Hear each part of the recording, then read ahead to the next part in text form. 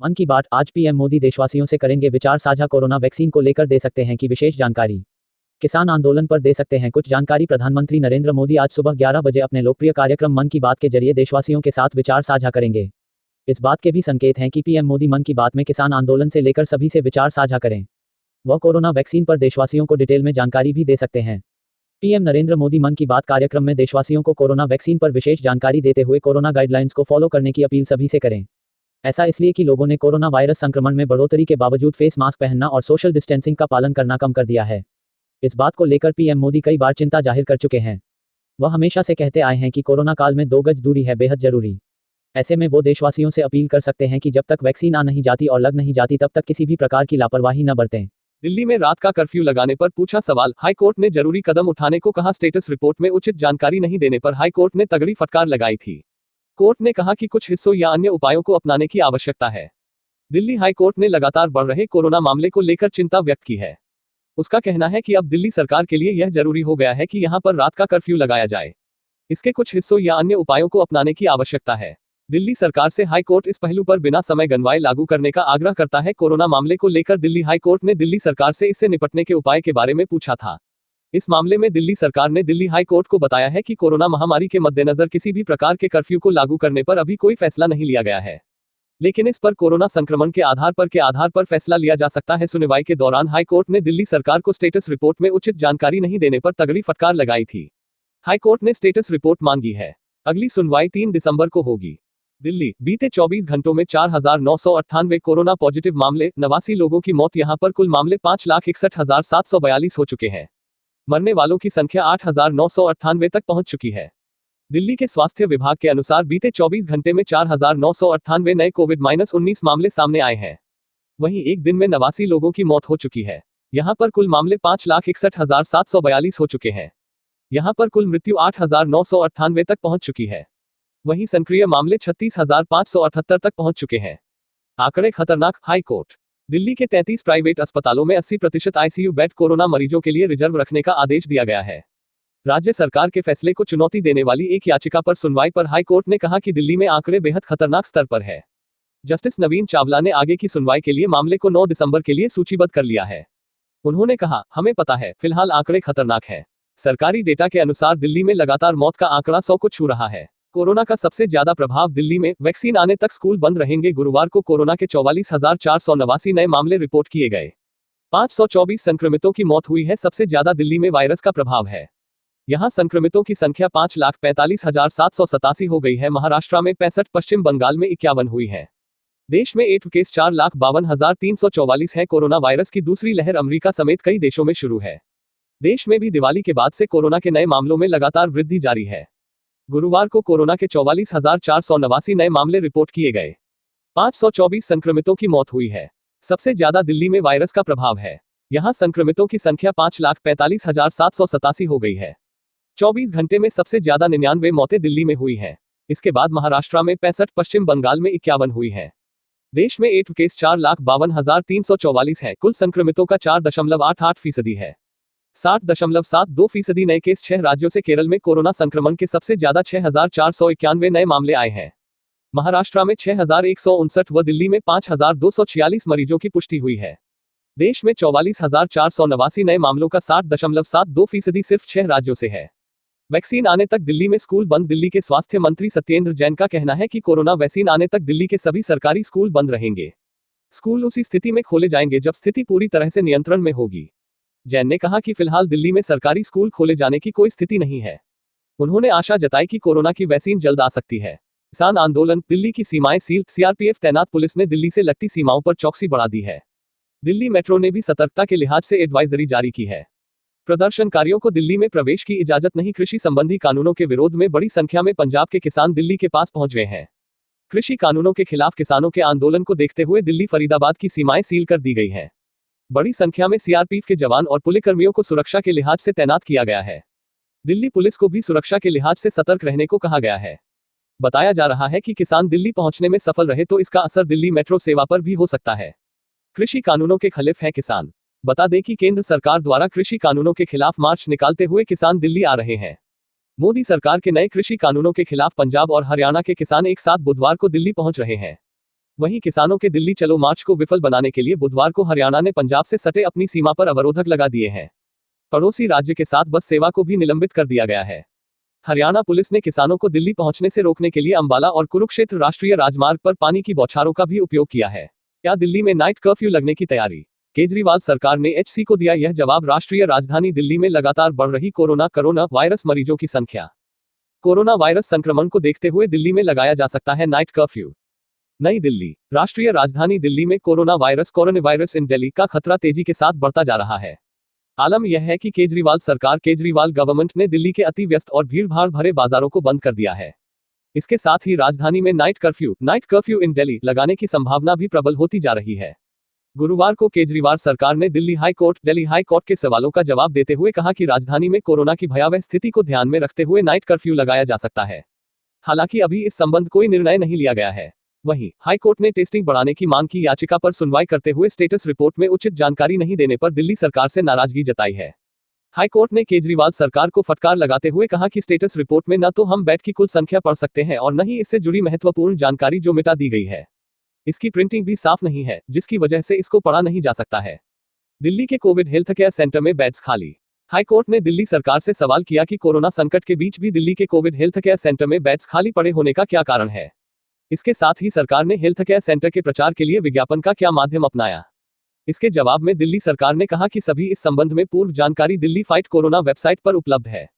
यही नहीं, high court ने दिल्ली सरकार से दूसरे शहरों की तरह नाइट या वीकली कर्फ्यू लगाने के बारे में भी पूछा।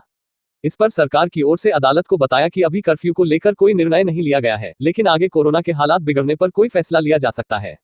कोरोना के नियमों का उल्लंघन। इस दौरान हाई कोर्ट ने दिल्ली सरकार से यह भी पूछा कि कोरोना के नियमों का उल्लंघन करने वाले लोगों से वसूली जाने वाले जुर्माने की रकम का क्या किया जा रहा है। उस पैसे का इस्तेमाल अच्छे कामों में किया जाना चाहिए। COVID-19 vaccine. भारत में कोरोना वैक्सीन के टीकाकरण की तैयारी। अब तक का फुल अपडेट। भारत में कोरोना वायरस के केस 91 लाख के पार। कोरोना वैक्सीन पर अब अंतिम चरण में पहुंचा काम। सर्दियां बढ़ते ही भारत में कोरोना वायरस इन इंडिया के संक्रमण में भी तेजी आई है। इसका नतीजा यह है कि देश में COVID-19 के केस 91 लाख के आंकड़े को पार कर गए हैं। इसके साथ ही भारत में corona virus case in India के कारण 1,30,000 लोग काल के गाल में समा चुके हैं। इन हालातों के बीच देशवासियों को COVID-19 की वैक्सीन का बेसब्री से इंतजार है। वहीं केंद्रीय स्वास्थ्य मंत्रालय ने जानकारी दी है कि देश में फिलहाल कोरोना की कई वैक्सीन पर काम चल रहा है और उनका प्रोसेस अंतिम दौर में है। इनमें से फरवरी 2021 तक 2 वैक्सीन भारतीय बाजारों में अपनी उपलब्धता बना सकती है। कोवैक्सीन भारतीय आयुर्विज्ञान अनुसंधान परिषद ICMR और निजी कंपनी भारत बायोटेक के संयुक्त प्रयास से भारत में कोरोना वैक्सीन COVAXIN विकसित की जा रही है। कोवैक्सीन के ट्रायल का तीसरा और अंतिम चरण शुरू हो चुका है। यह स्वदेशी कोरोना वैक्सीन अगले साल फरवरी या मार्च तक देशवासियों के लिए उपलब्ध हो सकती है। एक अनुमान के मुताबिक कोवैक्सीन से जुलाई तक 20 से 25 करोड़ लोगों को सीधा फायदा पहुंचेगा। केंद्रीय स्वास्थ्य मंत्रालय के अनुसार यह भारत की सबसे उन्नत प्रयोगात्मक टीका है। हालांकि शुरुआत में यह वैक्सीन उन लोगों को पहले दी जाएगी जो हाई रिस्क जोन में है। कोविशील्ड सीरम इंस्टीट्यूट ने जानकारी दी है कि एस्ट्राजेनेका COVID-19 से बचाव में 90% असरदार साबित हुई है। आपको बता दें कि सीरम इंस्टीट्यूट भारत में ब्रिटेन की ऑक्सफोर्ड यूनिवर्सिटी के साथ मिलकर कोरोना वैक्सीन विकसित करने पर काम कर रहा है। ऑक्सफोर्ड एस्ट्राजेनेका की ओर से बताया गया कि यूनाइटेड किंगडम और ब्राजील में जब कोरोना वैक्सीन AZD1222 पर परीक्षण किया गया तो चौंकाने वाले परिणाम सामने आए। दरअसल वैक्सीन की आधी खुराक में 90% तक असर देखने को मिला, जबकि अगले महीने जब वैक्सीन की पूरी खुराक का परीक्षण किया गया तो यह 62% तक इफेक्टिव देखने को मिली। इसके साथ ही अगले महीने के ट्रायल में वैक्सीन 70% तक असरदार साबित हुई। आपको बता दें कि भारत में यह वैक्सीन महाराष्ट्र के पुणे स्थित सीरम इंस्टीट्यूट ऑफ इंडिया द्वारा विकसित किया गया है। Serum Indian council of medical research ICMR के साथ मिलकर काम कर रहा है। भारत में यह वैक्सीन कोविशील्ड नाम से उपलब्ध होगी। दरअसल Oxford university AstraZeneca corona vaccine candidate को कोविशील्ड के तौर पर जाना जाता है। SII और ICMR मिलकर भारत में 15 अलग अलग केंद्रों में कोविशील्ड के 2/3 मेडिकल परीक्षण में जुटे हैं। बीते 31 अक्टूबर को 1600 लोगों को कोविशील्ड के परीक्षण में शामिल किया था। मॉडर्ना भी एक कोरोना वैक्सीन है जो अगले साल अप्रैल तक भारतीय बाजारों में दिखाई दे सकती है। हालांकि पहले दिसंबर तक इसकी उपलब्धता का दावा किया जा रहा था। ट्रायल के दौरान मॉडर्ना 94.5% तक असरदार साबित हुई है। मॉडर्ना इंक के अनुसार इस वैक्सीन की कीमत प्रति डोज $25 से $37 $1,854 से $2,744 के करीब रखी जा सकती है।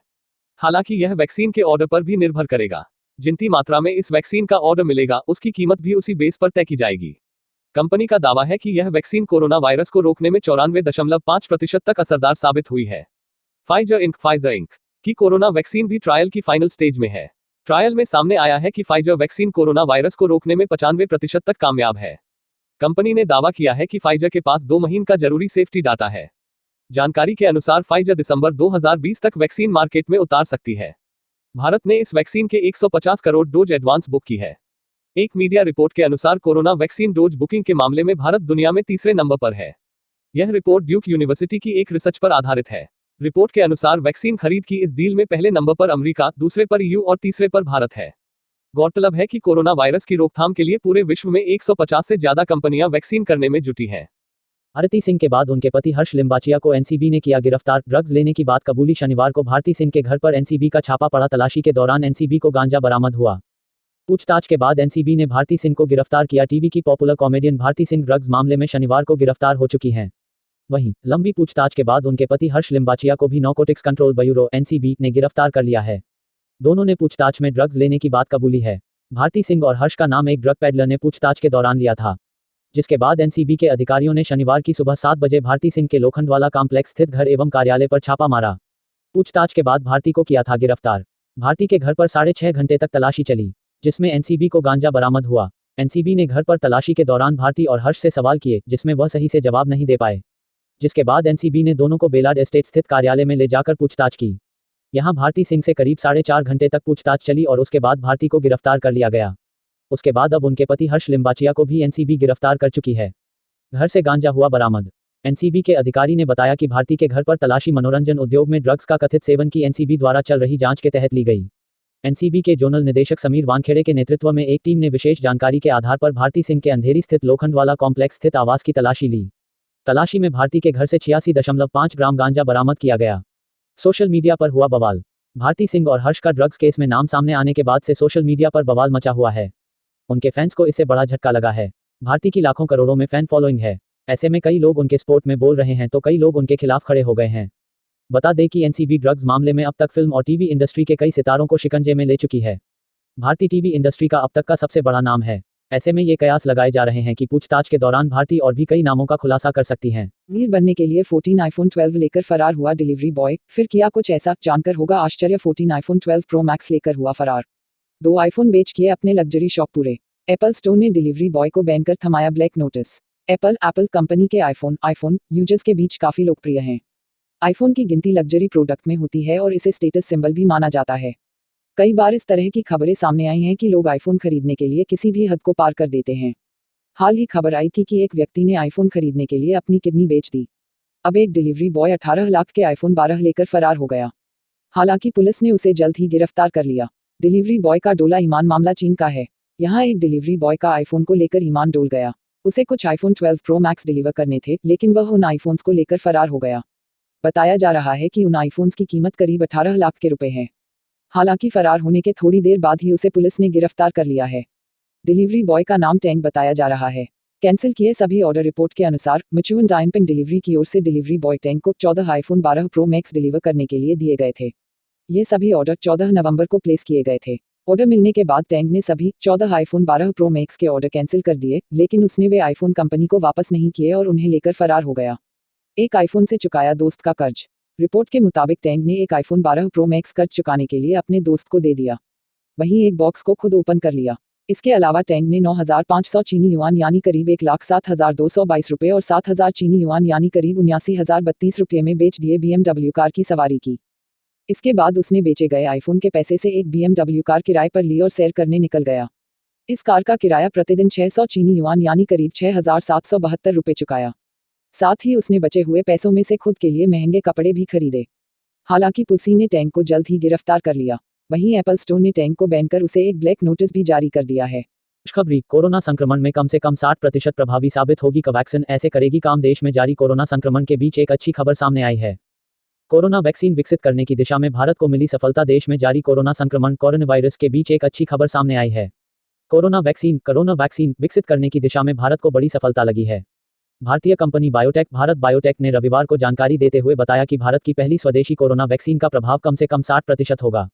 आपको बता दें कि भारत बायोटेक और भारतीय चिकित्सा अनुसंधान परिषद ICMR मिलकर एक कोवैक्सीन नाम की एक कोरोना वैक्सीन विकसित कर रहे हैं।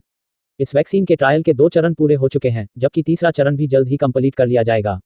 प्रभाव 60% से अधिक होने की भी संभावना। भारत बायोटेक में क्वालिटी ऑपरेशंस के चीफ साइडी प्रसाद के अनुसार विश्व स्वास्थ्य संगठन United States Food and Drug Administration USFDA और भारत के central drug standard control organisation CDSCO ने श्वसन रोग रेस्पिरेटरी डिसीज केटीके को अपनी मंजूरी दे दी है।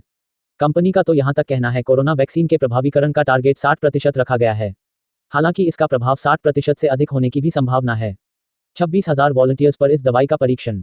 भारत बायोटेक ने कोरोना वायरस की वैक्सीन का तीसरा चरण हाल ही शुरू किया है। तीसरे चरण के अंतर्गत देश भर में 25 सेंटर पर 26,000 वॉलंटियर्स पर इस दवाई का परीक्षण किया जाएगा, जिसके बाद 1 साल तक इन वॉलंटियर्स की निगरानी की जाएगी। आपको बता दें कि भारत में कोरोना वायरस का संक्रमण तेजी के साथ बढ़ता जा रहा है। यही वजह है कि देश में कोरोना वायरस के लगभग 91 लाख मामले सामने आ चुके हैं। पिछले 24 घंटे की बात करें तो देश में 45,000 से अधिक कोरोना के मरीज मिले हैं। कोरोना वायरस का सबसे ज्यादा असर राष्ट्रीय राजधानी दिल्ली में देखने को मिला है, जो बीते एक दिन में 5,879 मरीज कोरोना पॉजिटिव पाए गए हैं। 50,000 से कम एक दिवसीय नए मामले। भारत में रविवार को लगातार 15वें दिन कोविड-19 के 50,000 से कम एक दिवसीय नए मामले दर्ज किए गए, जिनके साथ संक्रमण के कुल मामले 90,95,806 हो गए। केंद्रीय स्वास्थ्य एवं परिवार कल्याण मंत्रालय ने रविवार को ये जानकारी दी। स्वास्थ्य और परिवार कल्याण मंत्रालय के द्वारा जारी आंकड़ों के अनुसार देश में पिछले 24 घंटों में 45,209 नए मामले दर्ज किए गए। इसके साथ ही 43,493 से अधिक रोगियों को रिकवरी के बाद छुट्टी दे दी गई। देश में सक्रिय मामलों में कुल संख्या 4,40,962 है। इस बीमारी से अब तक 85,21,617 लोग ठीक हो चुके हैं। पीएम मोदी का बड़ा बयान, कहा कोरोना वैक्सीन कब आएगी ये हम तय नहीं कर सकते। कोरोना को लेकर सब कुछ वैज्ञानिकों के हाथ में, हम किसी को राजनीति करने से नहीं रोक सकते। प्रधानमंत्री नरेंद्र मोदी ने सोमवार को 2 चरणों में सभी राज्य के मुख्यमंत्रियों से कोरोना महामारी के मुद्दे पर बातचीत की। मुख्यमंत्रियों के बातचीत में उन्होंने बड़ा बयान दिया है। पीएम मोदी ने कहा कि हम यह तय नहीं कर सकते कि कोरोना वैक्सीन कब आएगी, इसका निर्धारण देश के वैज्ञानिक ही कर सकते हैं। कोविड-19 वैक्सीन को लेकर सब कुछ वैज्ञानिकों के हाथ में है। उन्होंने ये भी कहा कि कोरोना को लेकर हमारा बेहतर प्रयास जारी है, लेकिन हम इस मुद्दे पर किसी को राजनीति करने से रोक नहीं सकते। वैक्सीन वितरण को लेकर मांगी जानकारी।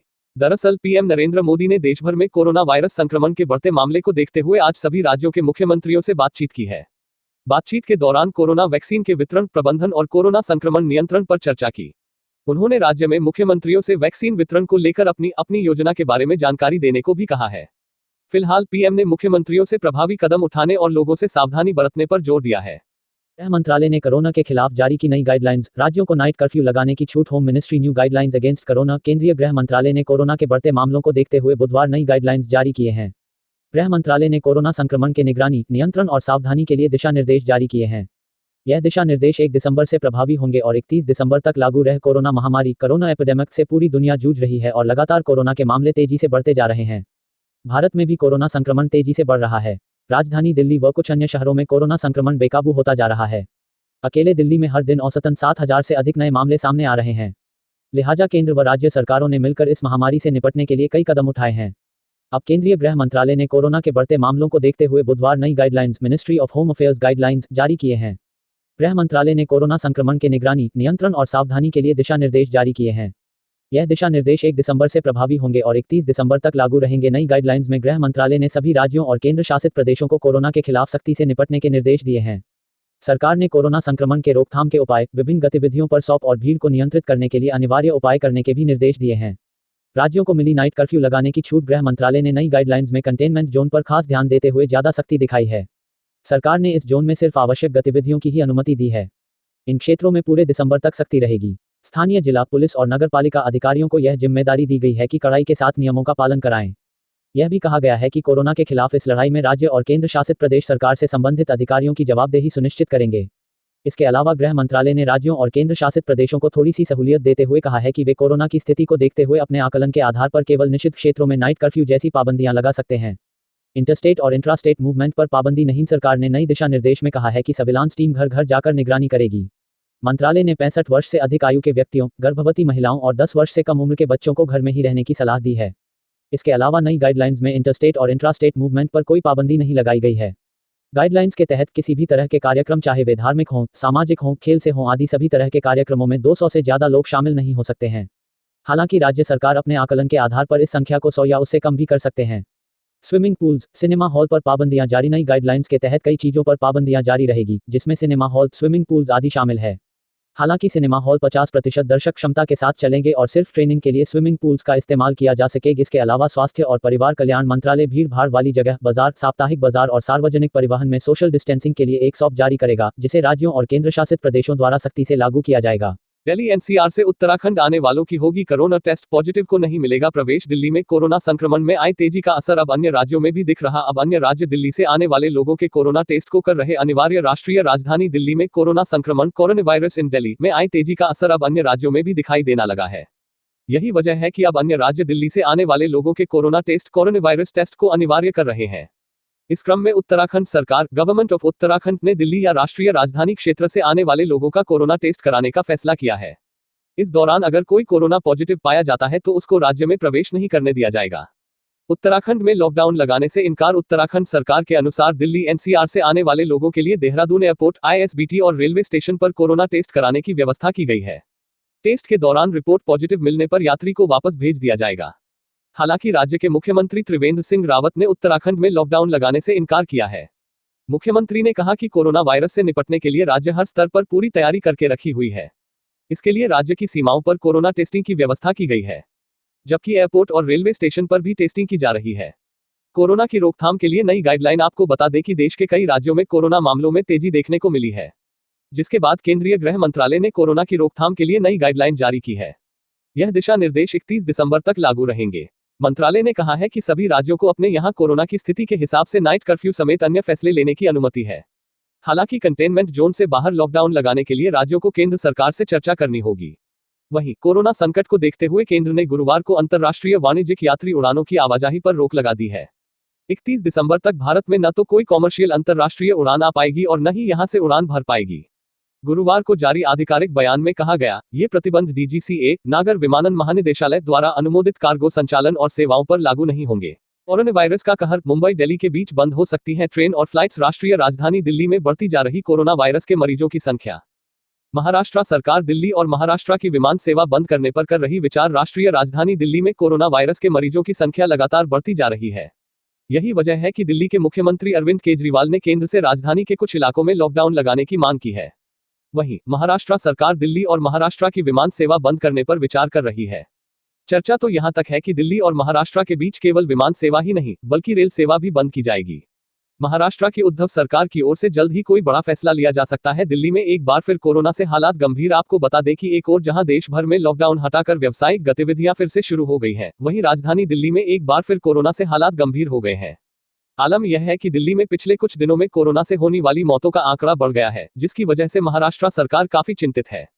यही वजह है कि महाराष्ट्र सरकार कोरोना प्रसार को कम करने के लिए एहतियाती कदम उठा रही है। इस क्रम में शुक्रवार को मुंबई में मुख्यमंत्री उद्धव ठाकरे ने बैठक में इस प्रस्ताव को हरी झंडी दे दी, जिसके बाद इससे संबंधित सभी एजेंसियों से वार्ता कर अगला फैसला लिया जाएगा। सोशल डिस्टेंसिंग मानदंडों की धज्जियां। वहीं दिल्ली पुलिस ने सोशल डिस्टेंसिंग मानदंडों को धत्ता बताने और 50 से अधिक मेहमानों को आमंत्रित करने की वजह से पीतमपुरा के होटल और आयोजकों के खिलाफ एफआईआर दर्ज की है। पुलिस को बताया गया कि सिटी पार्क होटल में सोशल डिस्टेंसिंग मानदंडों की धज्जियां उड़ाई जा रही हैं। शादी समारोह गुरुवार रात को आयोजित किया गया था। आयोजन में 50 से ज्यादा लोग मौजूद थे। गौरतलब है कि दिल्ली में कोरोना से मौत का आंकड़ा 8000 के पार निकल गया है। पिछले 24 घंटे की बात करें तो कोरोना की वजह से 98 अन्य मरीजों की मौत हो गई है। कोरोना वायरस के रोगियों के लिए दिल्ली में नए 411 आईसीयू बेड तैयार किए। मास्क या फेस कवर न पहनने पर जुर्माना 2000 रुपये कर दिया है। दिल्ली में शादी समारोह में 50 मेहमानों को अनुमति दी गई है। दिल्ली के सीएम अरविंद केजरीवाल के आदेश के बाद बीते 5 दिनों में राज्य और केंद्र सरकारों के अस्पतालों में कोरोना वायरस के रोगियों के लिए 411 आईसीयू बेड जोड़ा गया है। इसमें निजी अस्पतालों में आईसीयू के बेड भी शामिल किए गए हैं। 80% तक बेडों को आरक्षित करने के लिए निजी अस्पतालों से कहा गया है। हाल ही में राजधानी में कोरोना वायरस के मामलों में तेजी से इजाफा हुआ है। इसका प्रसार को रोकने के लिए दिल्ली सरकार ने सार्वजनिक जगहों पर मास्क या फेस कवर न पहनने पर जुर्माना 2000 रुपये कर दिया है। पहले जुर्माने की राशि 500 रुपये रखी थी। इसके अलावा कोरोना वायरस के प्रसार को रोकने के लिए दिल्ली में शादी समारोह में 50 मेहमानों को अनुमति दी गई है। इससे पहले 200 लोगों को शादियों में शामिल होने की अनुमति थी। इसके अलावा क्वारंटीन के नियमों का पालन न करने और सार्वजनिक स्थान पर थूकने पर 2000 रुपये का जुर्माना रखा गया है। दिल्ली के सीएम अरविंद केजरीवाल ने कार्यकर्ताओं से अपील की है कि वह आम लोगों को मास्क का महत्व समझाएं और मास्क वितरित करें। अहमदाबाद में कोरोना वायरस के मामले बढ़े। कर्फ्यू लगाने की घोषणा। 20 नवंबर से रात 9 बजे से सुबह 6 तक कर्फ्यू लगाया जाएगा। सिर्फ दूध और दवा की दुकानों को खोलने की अनुमति होगी। गुजरात के अहमदाबाद शहर में कोरोना वायरस के मामले लगातार बढ़ रहे हैं। इसे रोकने के लिए शुक्रवार रात से सोमवार सुबह तक कर्फ्यू लगाने की घोषणा की गई है। एक वरिष्ठ सरकारी अधिकारी ने गुरुवार को यह जानकारी दी। उन्होंने बताया कि शुक्रवार 20 नवंबर से रात 9 बजे से सुबह 6 तक कर्फ्यू लगाया जाएगा। अगले आदेश तक इसे लगातार जारी रखा जाएगा। अतिरिक्त मुख्य सचिव राजीव कुमार गुप्ता ने इसका ऐलान किया है। उन्हें गुजरात सरकार ने विशेष कार्याधिकारी नियुक्त किया है और उनका काम अहमदाबाद नगर पालिका के कोरोना वायरस संक्रमण संबंधी कामकाज को देखना है। अब रोजाना रात 9 बजे से सुबह 6 बजे तक रात कर्फ्यू लगाया जाएगा। Additional chief secretary doctor Rajeev Kumar Gupta का कहना है कि यह तय किया गया है कि अहमदाबाद में शुक्रवार रात 9 बजे से सोमवार सुबह 6 बजे तक कर्फ्यू लगाया जाएगा। इस दौरान सिर्फ दूध और दवा की दुकानों को खोलने की अनुमति हो। LCH के शामिल होने से सेना की ताकत में होगा इजाफा। भारत एक साथ दो फ्रंट पर लड़ने को तैयार। भारत चीन सीमा विवाद और LOC पर पाक की ओर से जारी फायरिंग के बीच वायुसेना प्रमुख RKS भदौरिया ने शुक्रवार को बेंगलुरु में स्वदेशी लाइट कॉम्बैट हेलीकॉप्टर का जायजा लिया। LCH का जायजा लेने के बाद उन्होंने कहा कि लाइट कॉम्बैट हेलीकॉप्टर बहुत जल्द भारतीय रक्षा तंत्र का अभिन्न हिस्सा होगा। इसे सेना में शामिल करने की योजना पहले से ही लंबित है। फिलहाल इस पर तेजी से काम जारी है। भारत एक साथ दोनों फ्रंट पर लड़ने के लिए तैयार। इससे पहले 5 अक्टूबर को वायुसेना प्रमुख भदौरिया ने कहा था कि पाकिस्तान LOC और चीन LAC पर लगातार नापाक हरकतों को अंजाम देने में लगे रहते हैं। वर्तमान में लैक पर चीन के साथ भारत का तनाव चरम पर है, लेकिन भारतीय सेना चीन की गीदड़प की और अकड़ का मुंहतोड़ जवाब देने के लिए तैयार है। हमारी सेना चीन को हर तरह से जवाब देने में सेना सक्षम है। इतना ही नहीं, भारत एक साथ दोनों फ्रंट पर लड़ने में सक्षम है। RKS भदौरिया ने कहा कि भविष्य में होने वाले किसी भी युद्ध में हमारी जीत में अहम साबित होगी। अक्षय कुमार ने यूट्यूबर को भेजा 500 करोड़ का मानहानि का नोटिस। सुशांत सिंह राजपूत से जुड़ा है पूरा मामला। अक्षय कुमार ने यूट्यूबर को 500 करोड़ रुपए की मानहानि का नोटिस भेजा। यूट्यूबर ने सुशांत की मौत के मामले में अक्षय कुमार पर गंभीर आरोप लगाए थे। बॉलीवुड एक्टर सुशांत सिंह राजपूत की मौत से जहां उनके फैंस को गहरा सदमा लगा था, तो वहीं कुछ लोगों ने उनकी मौत को पैसा कमाने का जरिया बना लिया था। कुछ लोगों ने यूट्यूब पर सुशांत को लेकर कई फर्जी खबरें चलाई और कई एक्टर्स का नाम यूज किया, लेकिन ऐसा करना एक यूट्यूबर को भारी पड़ गया। दरअसल बॉलीवुड एक्टर अक्षय कुमार ने एक यूट्यूबर को 500 करोड़ रुपए की मानहानि का नोटिस भेजा है। अक्षय कुमार पर लगाए थे गंभीर आरोप। यूट्यूबर ने सुशांत सिंह राजपूत की मौत के मामले में अक्षय कुमार पर गंभीर आरोप लगाए थे, जिसके बाद अक्षय ने ये कदम उठाया है। मिड डे की खबर के अनुसार यूट्यूबर का नाम राशिद सिद्दीकी है, जिसकी उम्र 25 साल है। राशिद बिहार का रहने वाला है। उसका FF न्यूज नाम का एक यूट्यूब चैनल है। इस चैनल पर उसने मुंबई पुलिस, आदित्य ठाकरे और अक्षय कुमार के खिलाफ अपमानजनक वीडियो पोस्ट किए हुए थे। राशिद ने अक्षय कुमार के खिलाफ जो वीडियो पोस्ट किया था, उसमें उसने ये दावा किया था कि अक्षय कुमार सुशांत को MS धोनी फिल्म मिलने से नाखुश थे। साथ ही अक्षय ने आदित्य के साथ एक सीक्रेट मीटिंग की थी और रिया को कनाडा भेजने में मदद की थी। मामला सामने आने के बाद अक्षय कुमार ने राशिद के खिलाफ 500 करोड़ का मानहानि का नोटिस भेजा है। वीडियो से कमाए 15 लाख रुपए। वहीं मामले की जानकारी मिलने के बाद शिवसेना के लीगल सेल के वकील धर्मेंद्र मिश्रा ने राशिद के खिलाफ केस किया। इसके बाद मुंबई पुलिस ने राशिद के खिलाफ मानहानि, पब्लिक मिसचीफ और जानबूझकर किसी का अपमान करने के आरोप में गिरफ्तार किया। हालांकि अब राशिद को जमानत दे दी गई है, इस शर्त पर कि वह आगे पुलिस की जांच में सहयोग करेगा। खबरों के मुताबिक राशिद ने अपने वीडियो से 15 लाख रुपए कमाए थे। अक्षय कुमार ने यूट्यूबर को भेजा 500 करोड़ का मानहानि का नोटिस। सुशांत सिंह राजपूत से जुड़ा है पूरा मामला। अक्षय कुमार ने यूट्यूबर को 500 करोड़ रुपए की मानहानि का नोटिस भेजा। यूट्यूबर ने सुशांत की मौत के मामले में अक्षय कुमार पर गंभीर आरोप लगाए थे। बॉलीवुड एक्टर सुशांत सिंह राजपूत की मौत से जहां उनके फैंस को गहरा सदमा लगा था, तो वहीं कुछ लोगों ने उनकी मौत को पैसा कमाने का जरिया बना लिया था। कुछ लोगों ने यूट्यूब पर सुशांत को लेकर कई फर्जी खबरें चलाई और कई एक्टर्स का नाम यूज किया, लेकिन ऐसा करना एक यूट्यूबर को भारी पड़ गया। दरअसल बॉलीवुड एक्टर अक्षय कुमार ने एक यूट्यूबर को 500 करोड़ रुपए की मानहानि का नोटिस भेजा है। अक्षय कुमार पर लगाए थे गंभीर आरोप। यूट्यूबर ने सुशांत सिंह राजपूत की मौत के मामले में अक्षय कुमार पर गंभीर आरोप लगाए थे, जिसके बाद अक्षय ने ये कदम उठाया है। मिड डे की खबर के अनुसार यूट्यूबर का नाम राशिद सिद्दीकी है, जिसकी उम्र 25 साल है। राशिद बिहार का रहने वाला है। उसका FF न्यूज नाम का एक यूट्यूब चैनल है। इस चैनल पर उसने मुंबई पुलिस, आदित्य ठाकरे और अक्षय कुमार के खिलाफ अपमानजनक वीडियो पोस्ट किए हुए थे। राशिद ने अक्षय कुमार के खिलाफ जो वीडियो पोस्ट किया था, उसमें उसने ये दावा किया था कि अक्षय कुमार सुशांत को MS धोनी फिल्म मिलने से नाखुश थे। साथ ही अक्षय ने आदित्य के साथ एक सीक्रेट मीटिंग की थी और रिया को कनाडा भेजने में मदद की थी। मामला सामने आने के बाद अक्षय कुमार ने राशिद के खिलाफ 500 करोड़ का मानहानि का नोटिस भेजा है। वीडियो से कमाए 15 लाख रुपए। वहीं मामले की जानकारी मिलने के बाद शिवसेना के लीगल सेल के वकील धर्मेंद्र मिश्रा ने राशिद के खिलाफ केस किया। इसके बाद मुंबई पुलिस ने राशिद के खिलाफ मानहानि, पब्लिक मिसचीफ और जानबूझकर किसी का अपमान करने के आरोप में गिरफ्तार किया। हालांकि अब राशिद को जमानत दे दी गई है, इस शर्त पर कि वह आगे पुलिस की जांच में सहयोग करेगा। खबरों के मुताबिक राशिद ने अपने वीडियो से 15 लाख रुपए कमाए थे। LCH के शामिल होने से सेना की ताकत में होगा इजाफा। भारत एक साथ दो फ्रंट पर लड़ने को तैयार। भारत चीन सीमा विवाद और LOC पर पाक की ओर से जारी फायरिंग के बीच वायुसेना प्रमुख RKS भदौरिया ने शुक्रवार को बेंगलुरु में स्वदेशी लाइट कॉम्बैट हेलीकॉप्टर का जायजा लिया। LCH का जायजा लेने के बाद उन्होंने कहा कि लाइट कॉम्बैट हेलीकॉप्टर बहुत जल्द भारतीय रक्षा तंत्र का अभिन्न हिस्सा होगा। इसे सेना में शामिल करने की योजना पहले से ही लंबित है। फिलहाल इस पर तेजी से काम जारी है। भारत एक साथ दोनों फ्रंट पर लड़ने के लिए तैयार। इससे पहले 5 अक्टूबर को वायुसेना प्रमुख भदौरिया ने कहा था कि पाकिस्तान LOC और चीन LAC पर लगातार नापाक हरकतों को अंजाम देने में लगे रहते हैं। वर्तमान में लैक पर चीन के साथ भारत का तनाव चरम पर है, लेकिन भारतीय सेना चीन की गीदड़प की और अकड़ का मुंहतोड़ जवाब देने के लिए तैयार है। हमारी सेना चीन को हर तरह से जवाब देने में सेना सक्षम है। इतना ही नहीं, भारत एक साथ दोनों फ्रंट पर लड़ने में सक्षम है।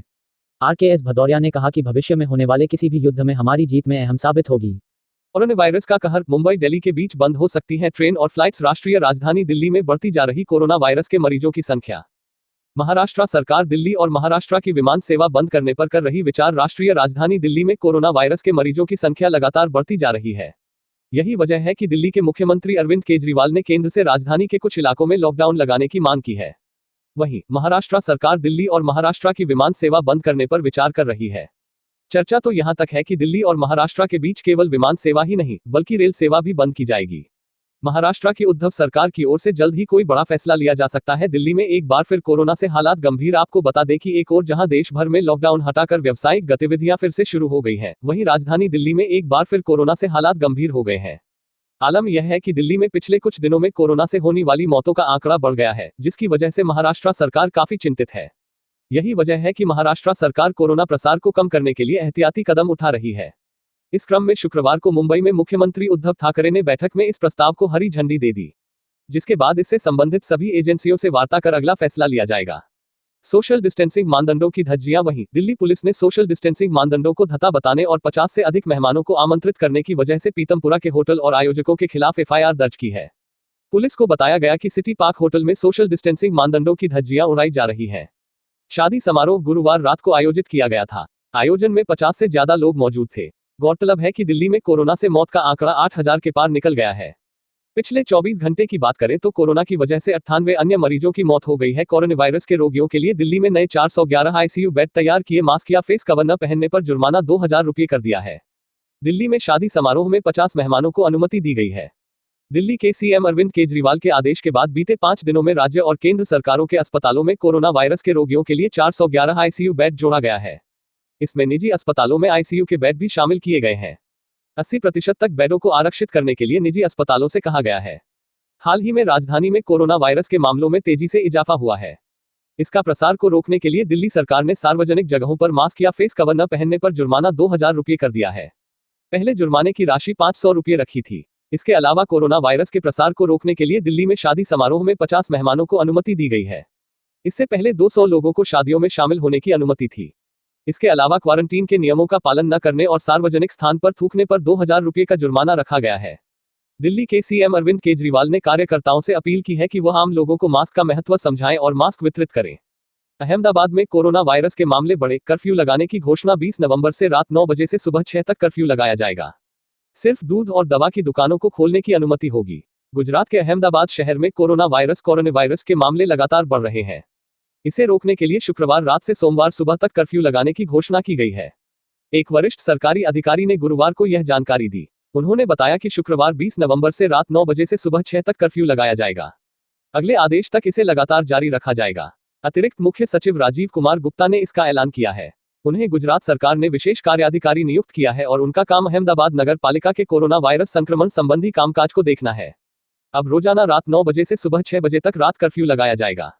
Additional chief secretary doctor Rajeev Kumar Gupta का कहना है कि यह तय किया गया है कि अहमदाबाद में शुक्रवार रात 9 बजे से सोमवार सुबह 6 बजे तक कर्फ्यू लगाया जाएगा। इस दौरान सिर्फ दूध और दवा की दुकानों को खोलने की अनुमति हो। भारती सिंह के बाद उनके पति हर्ष लिम्बाचिया को NCB ने किया गिरफ्तार। ड्रग्स लेने की बात कबूली। शनिवार को भारती सिंह के घर पर NCB का छापा पड़ा। तलाशी के दौरान NCB को गांजा बरामद हुआ। पूछताछ के बाद NCB ने भारती सिंह को गिरफ्तार किया। टीवी की popular comedian Bharti Singh drugs मामले में शनिवार को गिरफ्तार हो चुकी हैं। वहीं लंबी पूछताछ के बाद उनके पति हर्ष लिम्बाचिया को भी नारकोटिक्स कंट्रोल ब्यूरो NCB ने गिरफ्तार कर लिया है। दोनों ने पूछताछ में ड्रग्स लेने की बात कबूली है। भारती सिंह और हर्ष का नाम एक ड्रग पैडलर ने पूछताछ के दौरान लिया था, जिसके बाद NCB के अधिकारियों ने शनिवार की सुबह 7 बजे भारती सिंह के लोखंडवाला कॉम्प्लेक्स स्थित घर एवं कार्यालय पर छापा मारा। पूछताछ के बाद भारती को किया था गिरफ्तार। भारती के घर पर 6.5 घंटे तक तलाशी चली, जिसमें NCB को गांजा बरामद हुआ। NCB ने घर पर तलाशी के दौरान भारती और हर्ष से सवाल किए, जिसमें वह सही से जवाब नहीं दे पाए, जिसके बाद एनसीबी ने दोनों को बेलाड एस्टेट स्थित कार्यालय में ले जाकर पूछताछ की। यहां भारती सिंह से करीब 4.5 घंटे तक पूछताछ चली और उसके बाद भारती को गिरफ्तार कर लिया गया। उसके बाद अब उनके पति हर्ष लिम्बाचिया को भी एनसीबी गिरफ्तार कर चुकी है। घर से गांजा हुआ बरामद। एनसीबी के अधिकारी ने बताया कि भारती के घर पर तलाशी मनोरंजन उद्योग में ड्रग्स का कथित सेवन की एनसीबी द्वारा चल रही जांच के तहत ली गई। एनसीबी के जोनल निदेशक समीर वानखेड़े के नेतृत्व में एक टीम ने विशेष जानकारी के आधार पर भारती सिंह के अंधेरी स्थित लोखंडवाला कॉम्प्लेक्स स्थित आवास की तलाशी ली।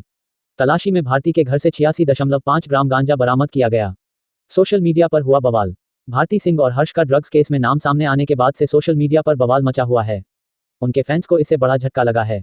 भारती की लाखों करोड़ों में फैन फॉलोइंग है। ऐसे में कई लोग उनके सपोर्ट में बोल रहे हैं तो कई लोग उनके खिलाफ खड़े हो गए हैं। बता दें कि एनसीबी ड्रग्स मामले में अब तक फिल्म और टीवी इंडस्ट्री के कई सितारों को शिकंजे में ले चुकी है। भारती टीवी इंडस्ट्री का अब तक का सबसे बड़ा नाम है। ऐसे में ये कयास लगाए जा रहे हैं कि पूछताछ के दौरान भारती और भी कई नामों का खुलासा कर सकती हैं। अमीर बनने के लिए 14 आईफोन 12 लेकर फरार हुआ डिलीवरी बॉय, फिर किया कुछ ऐसा, जानकर होगा आश्चर्य। 14 आईफोन 12 प्रो मैक्स लेकर हुआ फरार। 2 आईफोन बेच किए अपने लग्जरी शौक पूरे। एप्पल स्टोर ने डिलीवरी बॉय को बैन कर थमाया ब्लैक नोटिस। एप्पल कंपनी के आईफोन यूजर्स के बीच काफी लोकप्रिय हैं। आईफोन की गिनती लग्जरी प्रोडक्ट में होती है और इसे स्टेटस सिंबल भी माना जाता है। कई बार इस तरह की खबरें सामने आई हैं कि लोग आईफोन खरीदने के लिए किसी भी हद को पार कर देते हैं। हाल ही खबर आई थी कि एक व्यक्ति ने आईफोन खरीदने के लिए अपनी किडनी बेच दी। अब एक डिलीवरी बॉय 18 लाख के आईफोन 12 लेकर फरार हो गया। हालांकि पुलिस ने उसे जल्द ही गिरफ्तार कर लिया। डिलीवरी बॉय का डोला ईमान। मामला चीन का है। यहाँ एक डिलीवरी बॉय का आईफोन को लेकर ईमान डोल गया। उसे कुछ आईफोन 12 प्रो मैक्स डिलीवर करने थे, लेकिन वह उन आईफोन्स को लेकर फरार हो गया। बताया जा रहा है कि उन आईफोन्स की कीमत करीब 18 लाख के रुपए है। हालांकि फरार होने के थोड़ी देर बाद ही उसे पुलिस ने गिरफ्तार कर लिया है। डिलीवरी बॉय का नाम टैंक बताया जा रहा है। कैंसिल किए सभी ऑर्डर। रिपोर्ट के अनुसार मिचुअन डायनपिंग डिलीवरी की ओर से डिलीवरी बॉय टैंक को 14 आईफोन 12 प्रो मैक्स डिलीवर करने के लिए दिए गए थे। ये सभी ऑर्डर 14 नवंबर को प्लेस किए गए थे। ऑर्डर मिलने के बाद टैंक ने सभी 14 आईफोन 12 प्रो मैक्स के ऑर्डर कैंसिल कर दिए, लेकिन उसने वे आईफोन कंपनी को वापस नहीं किए और उन्हें लेकर फरार हो गया। एक आईफोन से चुकाया दोस्त का कर्ज। रिपोर्ट के मुताबिक टैंक ने एक आईफोन 12 प्रो मैक्स कर्ज चुकाने के लिए अपने दोस्त को दे दिया। वहीं एक बॉक्स को खुद ओपन कर लिया। इसके अलावा टैंक ने 9,500 चीनी युआन यानी करीब 1,07,222 रुपये और 7,000 चीनी युआन यानी करीब 79,032 रुपये में बेच दिए BMW कार की सवारी की। इसके बाद उसने बेचे गए आईफोन के पैसे से एक BMW कार किराए पर ली और सैर करने निकल गया। इस कार का किराया प्रतिदिन 600 चीनी युआन यानी करीब 6,772 रुपये चुकाया। साथ ही उसने बचे हुए पैसों में से खुद के लिए महंगे कपड़े भी खरीदे। हालांकि पुलिस ने टैंक को जल्द ही गिरफ्तार कर लिया। वहीं एप्पल स्टोर ने टैंक को बैन कर उसे एक ब्लैक नोटिस भी जारी कर दिया है। खुशखबरी। कोरोना संक्रमण में कम से कम 60% प्रभावी साबित होगी कोवैक्सीन। ऐसे करेगी काम। देश में जारी कोरोना संक्रमण के बीच एक अच्छी खबर सामने आई है। कोरोना वैक्सीन विकसित करने की दिशा में भारत को मिली सफलता। देश में जारी कोरोना संक्रमण कोरोना वायरस के बीच एक अच्छी खबर सामने आई है। कोरोना वैक्सीन विकसित करने की दिशा में भारत को बड़ी सफलता लगी है। भारतीय कंपनी बायोटेक भारत बायोटेक ने रविवार को जानकारी देते हुए बताया कि भारत की पहली स्वदेशी कोरोना वैक्सीन का प्रभाव कम से कम 60% होगा। आपको बता दें कि भारत बायोटेक और भारतीय चिकित्सा अनुसंधान परिषद ICMR मिलकर एक कोवैक्सीन नाम की एक कोरोना वैक्सीन विकसित कर रहे हैं। इस वैक्सीन के ट्रायल के 2 चरण पूरे हो चुके हैं, जबकि तीसरा चरण भी जल्द ही कंप्लीट कर लिया जाएगा। प्रभाव 60% से अधिक होने की भी संभावना। भारत बायोटेक में क्वालिटी ऑपरेशंस के चीफ साइडी प्रसाद के अनुसार विश्व स्वास्थ्य संगठन United States Food and Drug Administration USFDA और भारत के central drug standard control organisation CDSCO ने श्वसन रोग रेस्पिरेटरी डिसीज के टीके को अपनी मंजूरी दे दी है। कंपनी का तो यहां तक कहना है कोरोना वैक्सीन के प्रभावीकरण का टारगेट 60% रखा गया है। हालांकि इसका प्रभाव 60% से अधिक होने की भी संभावना है। 26,000 वॉलंटियर्स पर इस दवाई का परीक्षण। भारत बायोटेक ने कोरोना वायरस की वैक्सीन का तीसरा चरण हाल ही शुरू किया है। तीसरे चरण के अंतर्गत देश भर में 25 सेंटर पर 26,000 वॉलंटियर्स पर इस दवाई का परीक्षण किया जाएगा, जिसके बाद 1 साल तक इन वॉलंटियर्स की निगरानी की जाएगी। आपको बता दें कि भारत में कोरोना वायरस का संक्रमण तेजी के साथ बढ़ता जा रहा है। यही वजह है कि देश में कोरोना वायरस के लगभग 91 लाख मामले सामने आ चुके हैं। पिछले 24 घंटे के बात करें तो देश में 45,000 से अधिक कोरोना के मरीज मिले हैं। कोरोना वायरस का सबसे ज्यादा असर राष्ट्रीय राजधानी दिल्ली में देखने को मिला है, जो बीते एक दिन में 5,879 मरीज कोरोना पॉजिटिव पाए गए हैं। 50,000 से कम एक दिवसीय नए मामले। भारत में रविवार को लगातार 15वें दिन कोविड-19 के 50,000 से कम एक दिवसीय नए मामले दर्ज किए गए, जिनके साथ संक्रमण के कुल मामले 90,95,806 हो गए। केंद्रीय स्वास्थ्य एवं परिवार कल्याण मंत्रालय ने रविवार को ये जानकारी दी। स्वास्थ्य और परिवार कल्याण मंत्रालय के द्वारा जारी आंकड़ों के अनुसार देश में पिछले 24 घंटों में 45,209 नए मामले दर्ज किए गए। इसके साथ ही 43,493 से अधिक रोगियों को रिकवरी के बाद छुट्टी दे दी गई। देश में सक्रिय मामलों में कुल संख्या 4,40,962 है।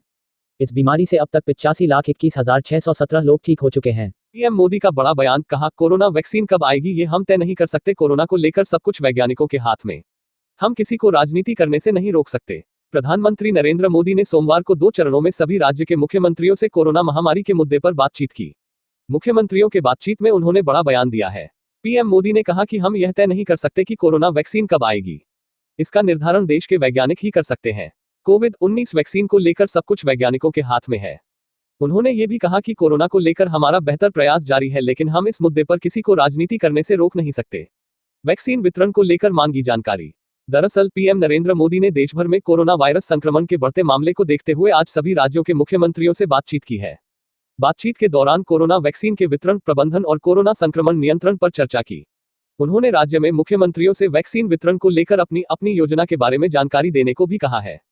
फिलहाल पीएम ने मुख्यमंत्रियों से प्रभावी कदम उठाने और लोगों से सावधानी बरतने पर जोर दिया है।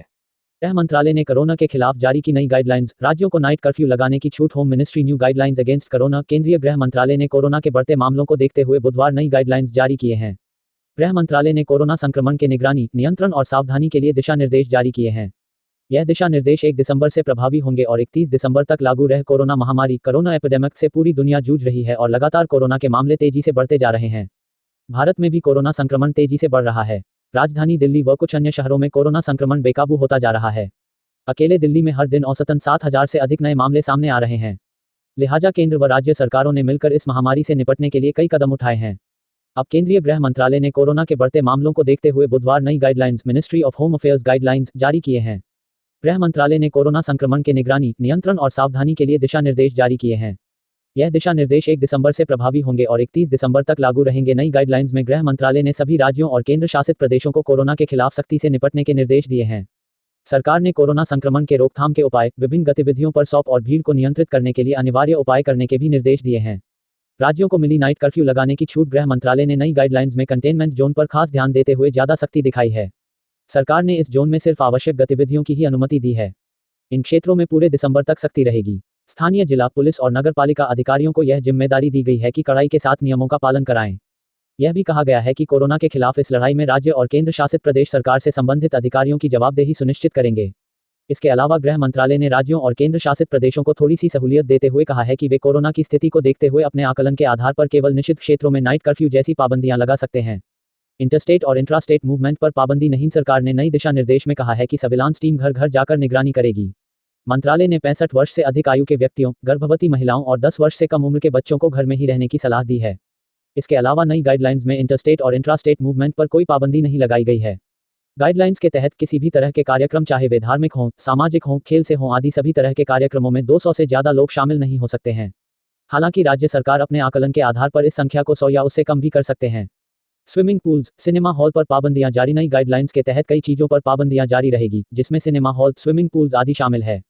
हालांकि सिनेमा हॉल 50% दर्शक क्षमता के साथ चलेंगे और सिर्फ ट्रेनिंग के लिए स्विमिंग पूल्स का इस्तेमाल किया जा सकेगा। इसके अलावा स्वास्थ्य और परिवार कल्याण मंत्रालय भीड़ भाड़ वाली जगह, बाजार, साप्ताहिक बाजार और सार्वजनिक परिवहन में सोशल डिस्टेंसिंग के लिए एक स्टॉप जारी करेगा, जिसे राज्यों और केंद्र शासित प्रदेशों द्वारा सख्ती से लागू किया जाएगा। दिल्ली एनसीआर से उत्तराखंड आने वालों की होगी कोरोना टेस्ट, पॉजिटिव को नहीं मिलेगा प्रवेश। दिल्ली में कोरोना संक्रमण में आई तेजी का असर अब अन्य राज्यों में भी दिख रहा। अब अन्य राज्य दिल्ली से आने वाले लोगों के कोरोना टेस्ट को कर रहे अनिवार्य। राष्ट्रीय राजधानी दिल्ली में कोरोना संक्रमण, कोरोना वायरस इन दिल्ली में आई तेजी का असर अब अन्य राज्यों में भी दिखाई देना लगा है। यही वजह है कि अब अन्य राज्य दिल्ली से आने वाले लोगों के corona test, corona virus test को अनिवार्य कर रहे हैं। इस क्रम में उत्तराखंड सरकार, गवर्नमेंट ऑफ उत्तराखंड ने दिल्ली या राष्ट्रीय राजधानी क्षेत्र से आने वाले लोगों का कोरोना टेस्ट कराने का फैसला किया है। इस दौरान अगर कोई कोरोना पॉजिटिव पाया जाता है तो उसको राज्य में प्रवेश नहीं करने दिया जाएगा।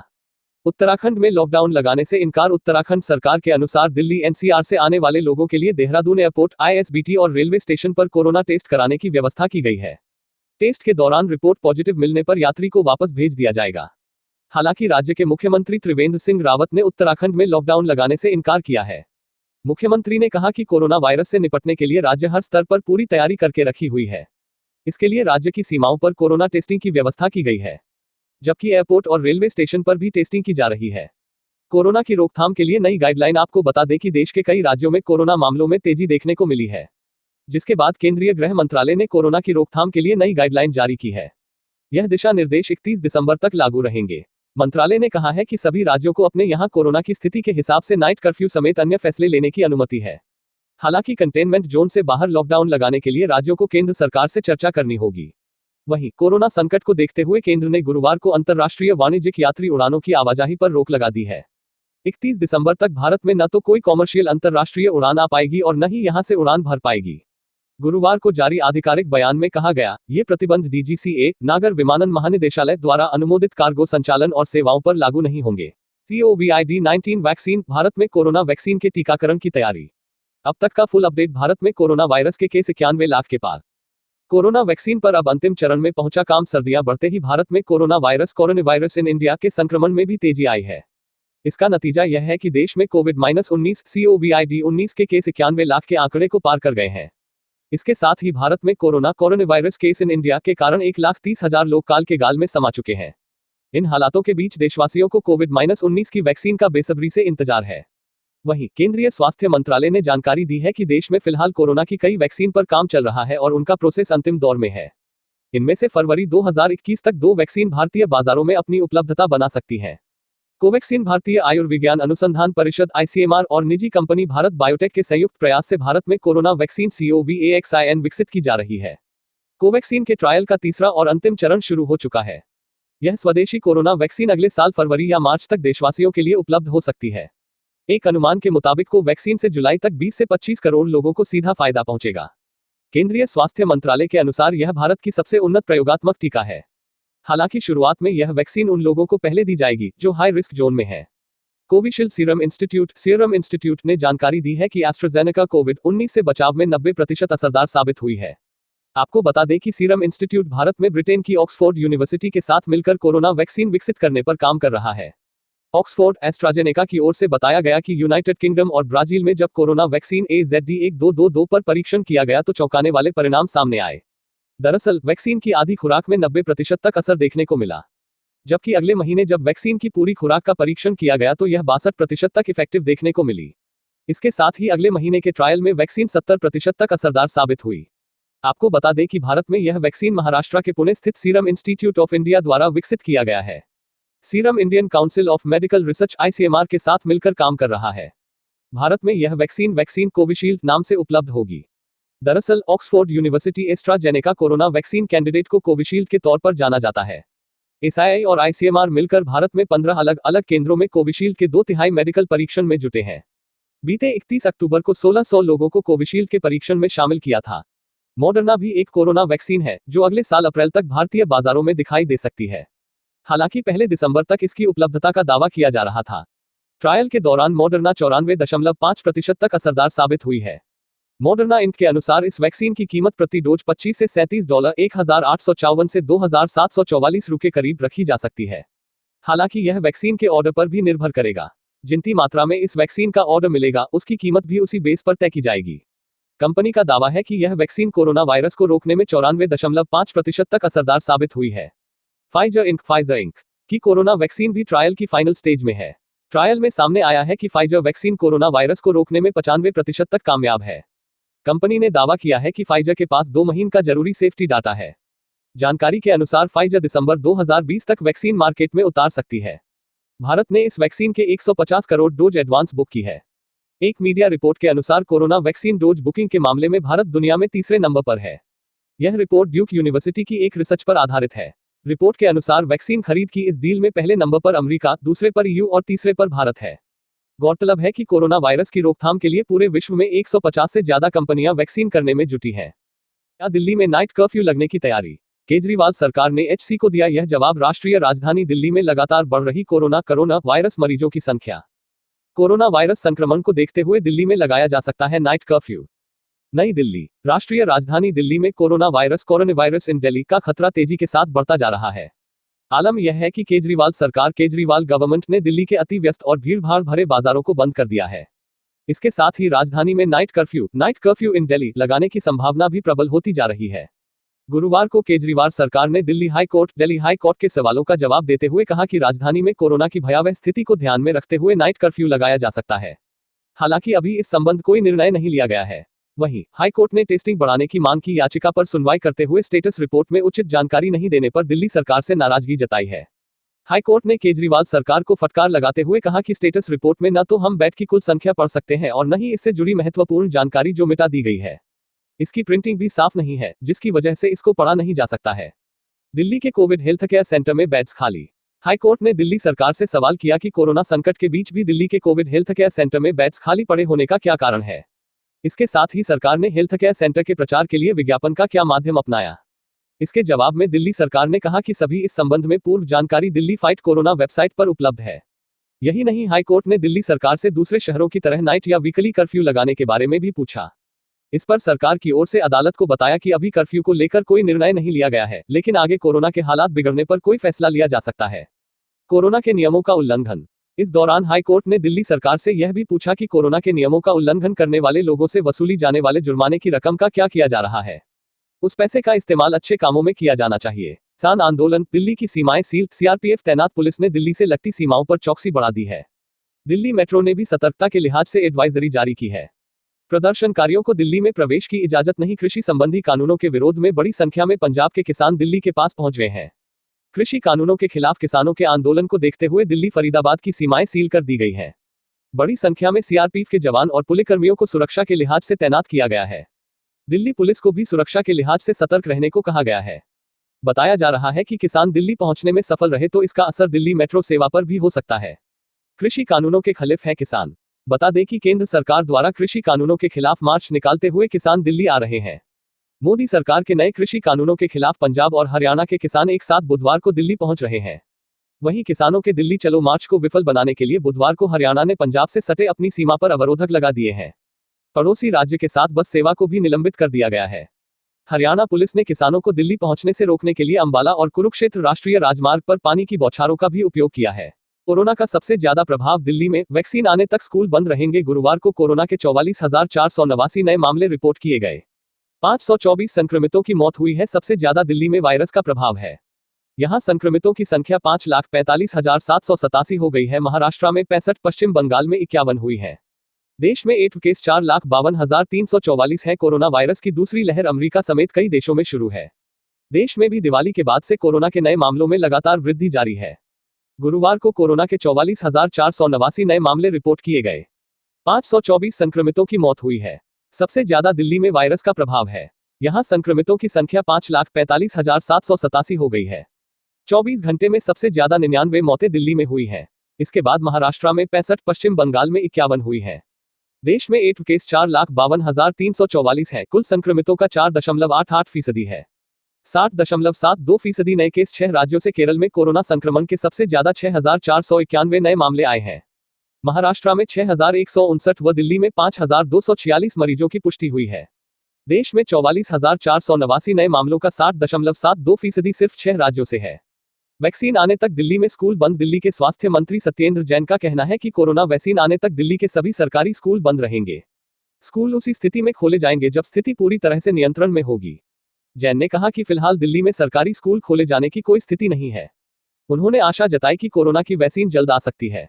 दिल्ली। बीते 24 घंटों में 4,998 कोरोना पॉजिटिव मामले। 89 लोगों की मौत। यहां पर कुल मामले 5,61,742 हो चुके हैं। मरने वालों की संख्या 8,998 तक पहुंच चुकी है। दिल्ली के स्वास्थ्य विभाग के अनुसार बीते 24 घंटे में 4,998 नए कोविड-19 मामले सामने आए हैं।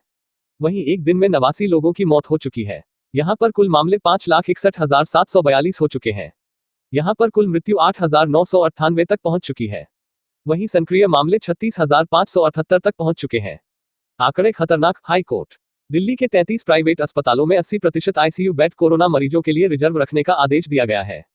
राज्य सरकार के फैसले को चुनौती देने वाली एक याचिका पर सुनवाई पर हाई कोर्ट ने कहा कि दिल्ली में आंकड़े बेहद खतरनाक स्तर पर है।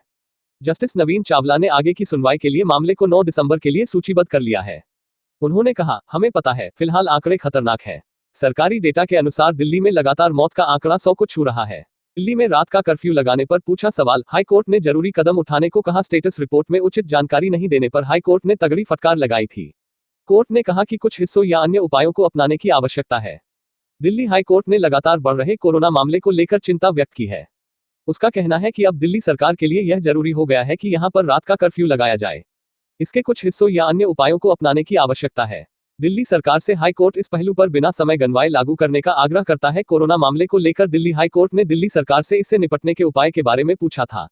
इस मामले में दिल्ली सरकार ने दिल्ली हाई कोर्ट को बताया है कि कोरोना महामारी के मद्देनजर किसी भी प्रकार के कर्फ्यू को लागू करने पर अभी कोई फैसला नहीं लिया गया है, लेकिन इस पर कोरोना संक्रमण के आधार पर फैसला लिया जा सकता है। सुनवाई के दौरान हाई कोर्ट ने दिल्ली सरकार को स्टेटस रिपोर्ट में उचित जानकारी नहीं देने पर तगड़ी फटकार लगाई थी। हाई कोर्ट ने स्टेटस रिपोर्ट मांगी है। अगली सुनवाई 3 दिसंबर को होगी।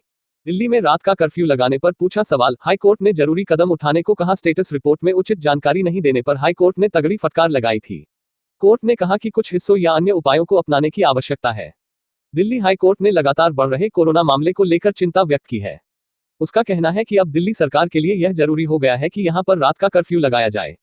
इसके कुछ हिस्सों या अन्य उपायों को अपनाने की आवश्यकता है।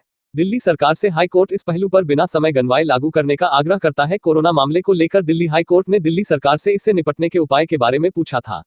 इस मामले में दिल्ली सरकार ने दिल्ली हाई कोर्ट को बताया है कि कोरोना महामारी के मद्देनजर किसी भी प्रकार के कर्फ्यू को लागू करने पर अभी कोई फैसला नहीं लिया गया है, लेकिन इस पर कोरोना संक्रमण के आधार पर फैसला लिया जा सकता है। सुनवाई के दौरान हाई कोर्ट ने दिल्ली सरकार को स्टेटस रिपोर्ट में उचित जानकारी नहीं देने पर तगड़ी फटकार लगाई थी। हाई कोर्ट ने स्टेटस रिपोर्ट मांगी है। अगली सुनवाई 3 दिसंबर को होगी। दिल्ली, बीते 24 घंटों में 4,998 कोरोना पॉजिटिव मामले, 89 लोगों की मौत। यहां पर कुल मामले 5,61,742 हो चुके हैं। मरने वालों की संख्या 8,998 तक पहुंच चुकी है। दिल्ली के स्वास्थ्य विभाग के अनुसार बीते 24 घंटे में 4,998 नए कोविड-19 मामले सामने आए हैं। वहीं एक दिन में 89 लोगों की मौत हो चुकी है। यहां पर कुल मामले 5,61,742 हो चुके हैं। यहां पर कुल मृत्यु 8,998 तक पहुंच चुकी है। वहीं सक्रिय मामले 36,578 तक पहुंच चुके हैं। आंकड़े खतरनाक, हाई कोर्ट। दिल्ली के 33 प्राइवेट अस्पतालों में 80% आईसीयू बेड कोरोना मरीजों के लिए रिजर्व रखने का आदेश दिया गया है। राज्य सरकार के फैसले को चुनौती देने वाली एक याचिका पर सुनवाई पर हाई कोर्ट ने कहा कि दिल्ली में आंकड़े बेहद खतरनाक स्तर पर है। जस्टिस नवीन चावला ने आगे की सुनवाई के लिए मामले को 9 दिसंबर के लिए सूचीबद्ध कर लिया है। उन्होंने कहा, हमें पता है, फिलहाल आंकड़े खतरनाक है। सरकारी डेटा के अनुसार दिल्ली में लगातार मौत का आंकड़ा 100 को छू रहा है। कोरोना का सबसे ज्यादा प्रभाव दिल्ली में, वैक्सीन आने तक स्कूल बंद रहेंगे। गुरुवार को कोरोना के 44,489 नए मामले रिपोर्ट किए गए। 524 संक्रमितों की मौत हुई है। सबसे ज्यादा दिल्ली में वायरस का प्रभाव है।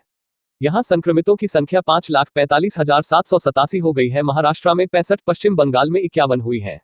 देश में एक्टिव केस 4,52,344 है। कोरोना वायरस की दूसरी लहर अमेरिका समेत कई देशों में शुरू है। देश में भी दिवाली के बाद से कोरोना के नए मामलों में लगातार वृद्धि जारी है।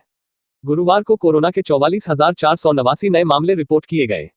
524 संक्रमितों की मौत हुई है। सबसे ज्यादा दिल्ली में वायरस का प्रभाव है। यहां संक्रमितों की संख्या 5,45,787 हो गई है। 24 घंटे में सबसे ज्यादा 99 मौतें दिल्ली में हुई हैं। इसके बाद महाराष्ट्र में 65, पश्चिम बंगाल में 51 हुई है। देश में एक्टिव केस 4,52,344 है। कुल संक्रमितों का 4.88% है। 60.72% नए केस 6 राज्यों से। केरल में कोरोना संक्रमण के सबसे ज्यादा 6,491 नए मामले आए हैं। महाराष्ट्र में 6,159 व दिल्ली में 5,246 मरीजों की पुष्टि हुई है। देश में 44,489 नए मामलों का 60.72% सिर्फ 6 राज्यों से है। वैक्सीन आने तक दिल्ली में स्कूल बंद। दिल्ली के स्वास्थ्य मंत्री सत्येंद्र जैन का कहना है कि कोरोना वैक्सीन आने तक दिल्ली के सभी सरकारी स्कूल बंद रहेंगे। स्कूल उसी स्थिति में खोले जाएंगे जब स्थिति पूरी तरह से नियंत्रण में होगी। जैन ने कहा कि फिलहाल दिल्ली में सरकारी स्कूल खोले जाने की कोई स्थिति नहीं है। उन्होंने आशा जताई कि कोरोना की वैक्सीन जल्द आ सकती है। किसान आंदोलन, दिल्ली की सीमाएं सील। सीआरपीएफ तैनात। पुलिस ने दिल्ली से लगती सीमाओं पर चौकसी बढ़ा दी है। दिल्ली मेट्रो ने भी सतर्कता के लिहाज से एडवाइजरी जारी की है। प्रदर्शनकारियों को दिल्ली में प्रवेश की इजाजत नहीं। कृषि संबंधी कानूनों के विरोध में बड़ी संख्या में पंजाब के किसान दिल्ली के पास पहुंच गए हैं। कृषि कानूनों के खिलाफ किसानों के आंदोलन को देखते हुए दिल्ली फरीदाबाद की सीमाएं सील कर दी गई हैं। बड़ी संख्या में सीआरपीएफ के जवान और पुलिसकर्मियों को सुरक्षा के लिहाज से तैनात किया गया है। दिल्ली पुलिस को भी सुरक्षा के लिहाज से सतर्क रहने को कहा गया है। बताया जा रहा है कि किसान दिल्ली पहुंचने में सफल रहे तो इसका असर दिल्ली मेट्रो सेवा पर भी हो सकता है। कृषि कानूनों के खिलाफ हैं किसान। बता दें कि केंद्र सरकार द्वारा कृषि कानूनों के खिलाफ मार्च निकालते हुए किसान दिल्ली आ रहे हैं। मोदी सरकार के नए कृषि कानूनों के खिलाफ पंजाब और हरियाणा के किसान एक साथ बुधवार को दिल्ली पहुंच रहे हैं। वहीं किसानों के दिल्ली चलो मार्च को विफल बनाने के लिए बुधवार को हरियाणा ने पंजाब से सटे अपनी सीमा पर अवरोधक लगा दिए हैं। पड़ोसी राज्य के साथ बस सेवा को भी निलंबित कर दिया गया है। हरियाणा पुलिस ने किसानों को दिल्ली पहुंचने से रोकने के लिए अंबाला और कुरुक्षेत्र राष्ट्रीय राजमार्ग पर पानी की बौछारों का भी उपयोग किया है। क्या दिल्ली में नाइट कर्फ्यू लगने की तैयारी? केजरीवाल सरकार ने एचसी को दिया यह जवाब। राष्ट्रीय राजधानी दिल्ली में लगातार बढ़ रही कोरोना वायरस मरीजों की संख्या। कोरोना वायरस संक्रमण को देखते हुए दिल्ली में लगाया जा सकता है नाइट कर्फ्यू। नई दिल्ली। राष्ट्रीय राजधानी दिल्ली में कोरोना वायरस इन दिल्ली का खतरा तेजी के साथ बढ़ता जा रहा है। आलम यह है कि केजरीवाल गवर्नमेंट ने दिल्ली के अति व्यस्त और भीड़भाड़ भरे बाजारों को बंद कर दिया है। इसके साथ ही राजधानी में नाइट कर्फ्यू इन दिल्ली लगाने की संभावना भी प्रबल होती जा रही है। गुरुवार को केजरीवाल सरकार ने दिल्ली हाई कोर्ट के सवालों का जवाब देते हुए कहा कि राजधानी में कोरोना की भयावह स्थिति को ध्यान में रखते हुए नाइट कर्फ्यू लगाया जा सकता है। हालांकि अभी इस संबंध कोई निर्णय नहीं लिया गया है। वहीं हाई कोर्ट ने टेस्टिंग बढ़ाने की मांग की याचिका पर सुनवाई करते हुए स्टेटस रिपोर्ट में उचित जानकारी नहीं देने पर दिल्ली सरकार से नाराजगी जताई है। हाई कोर्ट ने केजरीवाल सरकार को फटकार लगाते हुए कहा कि स्टेटस रिपोर्ट में न तो हम बेड की कुल संख्या पढ़ सकते हैं और न ही इससे जुड़ी महत्वपूर्ण जानकारी जो मिटा दी गई है। इसकी प्रिंटिंग भी साफ नहीं है, जिसकी वजह से इसको पढ़ा नहीं जा सकता है। दिल्ली के कोविड हेल्थ केयर सेंटर में बेड्स खाली। हाई कोर्ट ने दिल्ली सरकार से सवाल किया कि कोरोना संकट के बीच भी दिल्ली के कोविड हेल्थ केयर सेंटर में बेड्स खाली पड़े होने का क्या कारण है। इसके साथ ही सरकार ने हेल्थ केयर सेंटर के प्रचार के लिए विज्ञापन का क्या माध्यम अपनाया। इसके जवाब में दिल्ली सरकार ने कहा कि सभी इस संबंध में पूर्व जानकारी दिल्ली फाइट कोरोना वेबसाइट पर उपलब्ध है। यही नहीं, हाई कोर्ट ने दिल्ली सरकार से दूसरे शहरों की तरह नाइट या वीकली कर्फ्यू लगाने के बारे में भी पूछा। इस पर सरकार की ओर से अदालत को बताया कि अभी कर्फ्यू को लेकर कोई निर्णय नहीं लिया गया है, लेकिन आगे कोरोना के हालात बिगड़ने पर कोई फैसला लिया जा सकता है। कोरोना के नियमों का उल्लंघन। इस दौरान हाई कोर्ट ने दिल्ली सरकार से यह भी पूछा कि कोरोना के नियमों का उल्लंघन करने वाले लोगों से वसूली जाने वाले जुर्माने की रकम का क्या किया जा रहा है। उस पैसे का इस्तेमाल अच्छे कामों में किया जाना चाहिए। COVID-19 vaccine. भारत में कोरोना वैक्सीन के टीकाकरण की तैयारी। अब तक का फुल अपडेट। भारत में कोरोना वायरस के केस 91 लाख के पार। कोरोना वैक्सीन पर अब अंतिम चरण में पहुंचा काम। सर्दियां बढ़ते ही भारत में कोरोना वायरस इन इंडिया के संक्रमण में भी तेजी आई है। इसका नतीजा यह है कि देश में COVID-19 के केस 91 लाख के आंकड़े को पार कर गए हैं। इसके साथ ही भारत में corona virus case in India के कारण 1,30,000 लोग काल के गाल में समा चुके हैं। इन हालातों के बीच देशवासियों को COVID-19 की वैक्सीन का बेसब्री से इंतजार है। वहीं केंद्रीय स्वास्थ्य मंत्रालय ने जानकारी दी है कि देश में फिलहाल कोरोना की कई वैक्सीन पर काम चल रहा है और उनका प्रोसेस अंतिम दौर में है। इनमें से फरवरी 2021 तक 2 वैक्सीन भारतीय बाजारों में अपनी उपलब्धता बना सकती है। कोवैक्सीन भारतीय आयुर्विज्ञान अनुसंधान परिषद ICMR और निजी कंपनी भारत बायोटेक के संयुक्त प्रयास से भारत में कोरोना वैक्सीन COVAXIN विकसित की जा रही है। कोवैक्सीन के ट्रायल का तीसरा और अंतिम चरण शुरू हो चुका है। यह स्वदेशी कोरोना वैक्सीन अगले साल फरवरी या मार्च तक देशवासियों के लिए उपलब्ध हो सकती है। एक अनुमान के मुताबिक कोवैक्सीन से जुलाई तक 20 से 25 करोड़ लोगों को सीधा फायदा पहुंचेगा। केंद्रीय स्वास्थ्य मंत्रालय के अनुसार यह भारत की सबसे उन्नत प्रयोगात्मक टीका है। हालांकि शुरुआत में यह वैक्सीन उन लोगों को पहले दी जाएगी जो हाई रिस्क जोन में है। कोविशील्ड सीरम इंस्टीट्यूट ने जानकारी दी है कि एस्ट्राजेनेका कोविड-19 से बचाव में 90% असरदार साबित हुई है। आपको बता दें कि सीरम इंस्टीट्यूट भारत में ब्रिटेन की ऑक्सफोर्ड यूनिवर्सिटी के साथ मिलकर कोरोना वैक्सीन विकसित करने पर काम कर रहा है। ऑक्सफोर्ड एस्ट्राजेनेका की ओर से बताया गया कि यूनाइटेड किंगडम और ब्राजील में जब कोरोना वैक्सीन AZD1222 पर परीक्षण किया गया तो चौंकाने वाले परिणाम सामने आए। दरअसल वैक्सीन की आधी खुराक में 90% तक असर देखने को मिला, जबकि अगले महीने जब वैक्सीन की पूरी खुराक का परीक्षण किया गया तो यह 62% तक इफेक्टिव देखने को मिली। इसके साथ ही अगले महीने के ट्रायल में वैक्सीन 70% तक असरदार साबित हुई। आपको बता दें कि भारत में यह वैक्सीन महाराष्ट्र के पुणे स्थित सीरम इंस्टीट्यूट ऑफ इंडिया द्वारा विकसित किया गया है। Serum Indian council of medical research ICMR के साथ मिलकर काम कर रहा है। भारत में यह वैक्सीन कोविशील्ड नाम से उपलब्ध होगी। दरअसल Oxford university AstraZeneca corona vaccine candidate को कोविशील्ड के तौर पर जाना जाता है। SII और ICMR मिलकर भारत में 15 अलग अलग केंद्रों में कोविशील्ड के 2/3 मेडिकल परीक्षण में जुटे हैं। बीते 31 अक्टूबर को 1600 लोगों को कोविशील्ड के परीक्षण में शामिल किया था। मॉडर्ना भी एक कोरोना वैक्सीन है जो अगले साल अप्रैल तक भारतीय बाजारों में दिखाई दे सकती है। हालांकि पहले दिसंबर तक इसकी उपलब्धता का दावा किया जा रहा था। ट्रायल के दौरान मॉडर्ना 94.5% तक असरदार साबित हुई है। मॉडर्ना इंक के अनुसार इस वैक्सीन की कीमत प्रति डोज $25 से $37, 1854 से 2744 रुपये के करीब रखी जा सकती है। हालांकि यह वैक्सीन के ऑर्डर पर भी निर्भर करेगा। जितनी मात्रा में इस वैक्सीन का ऑर्डर मिलेगा उसकी कीमत भी उसी बेस पर तय की जाएगी। कंपनी का दावा है कि यह वैक्सीन कोरोना वायरस को रोकने में 94.5% तक असरदार साबित हुई है। फाइजर इंक की कोरोना वैक्सीन भी ट्रायल की फाइनल स्टेज में है। ट्रायल में सामने आया है कि फाइजर वैक्सीन कोरोना वायरस को रोकने में 95% तक कामयाब है। कंपनी ने दावा किया है कि फाइजर के पास 2 महीने का जरूरी सेफ्टी डाटा है। जानकारी के अनुसार फाइजर दिसंबर 2020 तक वैक्सीन मार्केट में उतार सकती है। भारत ने इस वैक्सीन के 150 करोड़ डोज एडवांस बुक की है। एक मीडिया रिपोर्ट के अनुसार कोरोना वैक्सीन डोज बुकिंग के मामले में भारत दुनिया में तीसरे नंबर पर है। यह रिपोर्ट ड्यूक यूनिवर्सिटी की एक रिसर्च पर आधारित है। रिपोर्ट के अनुसार वैक्सीन खरीद की इस डील में पहले नंबर पर अमेरिका, दूसरे पर ईयू और तीसरे पर भारत है। गौरतलब है कि कोरोना वायरस की रोकथाम के लिए पूरे विश्व में 150 से ज्यादा कंपनियां वैक्सीन करने में जुटी हैं। भारती सिंह के बाद उनके पति हर्ष लिम्बाचिया को एनसीबी ने किया गिरफ्तार, ड्रग्स लेने की बात कबूली। शनिवार को भारती सिंह के घर पर एनसीबी का छापा पड़ा। तलाशी के दौरान एनसीबी को गांजा बरामद हुआ। पूछताछ के बाद एनसीबी ने भारती सिंह को गिरफ्तार किया। टीवी की popular comedian Bharti Singh drugs मामले में शनिवार को गिरफ्तार हो चुकी हैं। वहीं लंबी पूछताछ के बाद उनके पति हर्ष लिम्बाचिया को भी नारकोटिक्स कंट्रोल ब्यूरो एनसीबी ने गिरफ्तार कर लिया है। दोनों ने पूछताछ में ड्रग्स लेने की बात कबूली है। भारती सिंह और हर्ष का नाम एक ड्रग पेडलर ने पूछताछ के दौरान लिया था, जिसके बाद एनसीबी के अधिकारियों ने शनिवार की सुबह 7 बजे भारती सिंह के लोखंडवाला कॉम्प्लेक्स स्थित घर एवं कार्यालय पर छापा मारा। पूछताछ के बाद भारती को किया था गिरफ्तार। भारती के घर पर 6.5 घंटे तक तलाशी चली, जिसमें एनसीबी को गांजा बरामद हुआ। एनसीबी ने घर पर तलाशी के दौरान भारती और हर्ष से सवाल किए, जिसमें वह सही से जवाब नहीं दे पाए, जिसके बाद एनसीबी ने दोनों को बेलाड एस्टेट स्थित कार्यालय में ले जाकर पूछताछ की। यहां भारती सिंह से करीब 4.5 घंटे तक पूछताछ चली और उसके बाद भारती को गिरफ्तार कर लिया गया। उसके बाद अब उनके पति हर्ष लिम्बाचिया को भी एनसीबी गिरफ्तार कर चुकी है। घर से गांजा हुआ बरामद। एनसीबी के अधिकारी ने बताया कि भारती के घर पर तलाशी मनोरंजन उद्योग में ड्रग्स का कथित सेवन की एनसीबी द्वारा चल रही जांच के तहत ली गई। एनसीबी के जोनल निदेशक समीर वानखेड़े के नेतृत्व में एक टीम ने विशेष जानकारी के आधार पर भारती सिंह के अंधेरी स्थित लोखंडवाला कॉम्प्लेक्स स्थित आवास की तलाशी ली। तलाशी में भारती के घर से 86.5 ग्राम गांजा बरामद किया गया। सोशल मीडिया पर हुआ बवाल।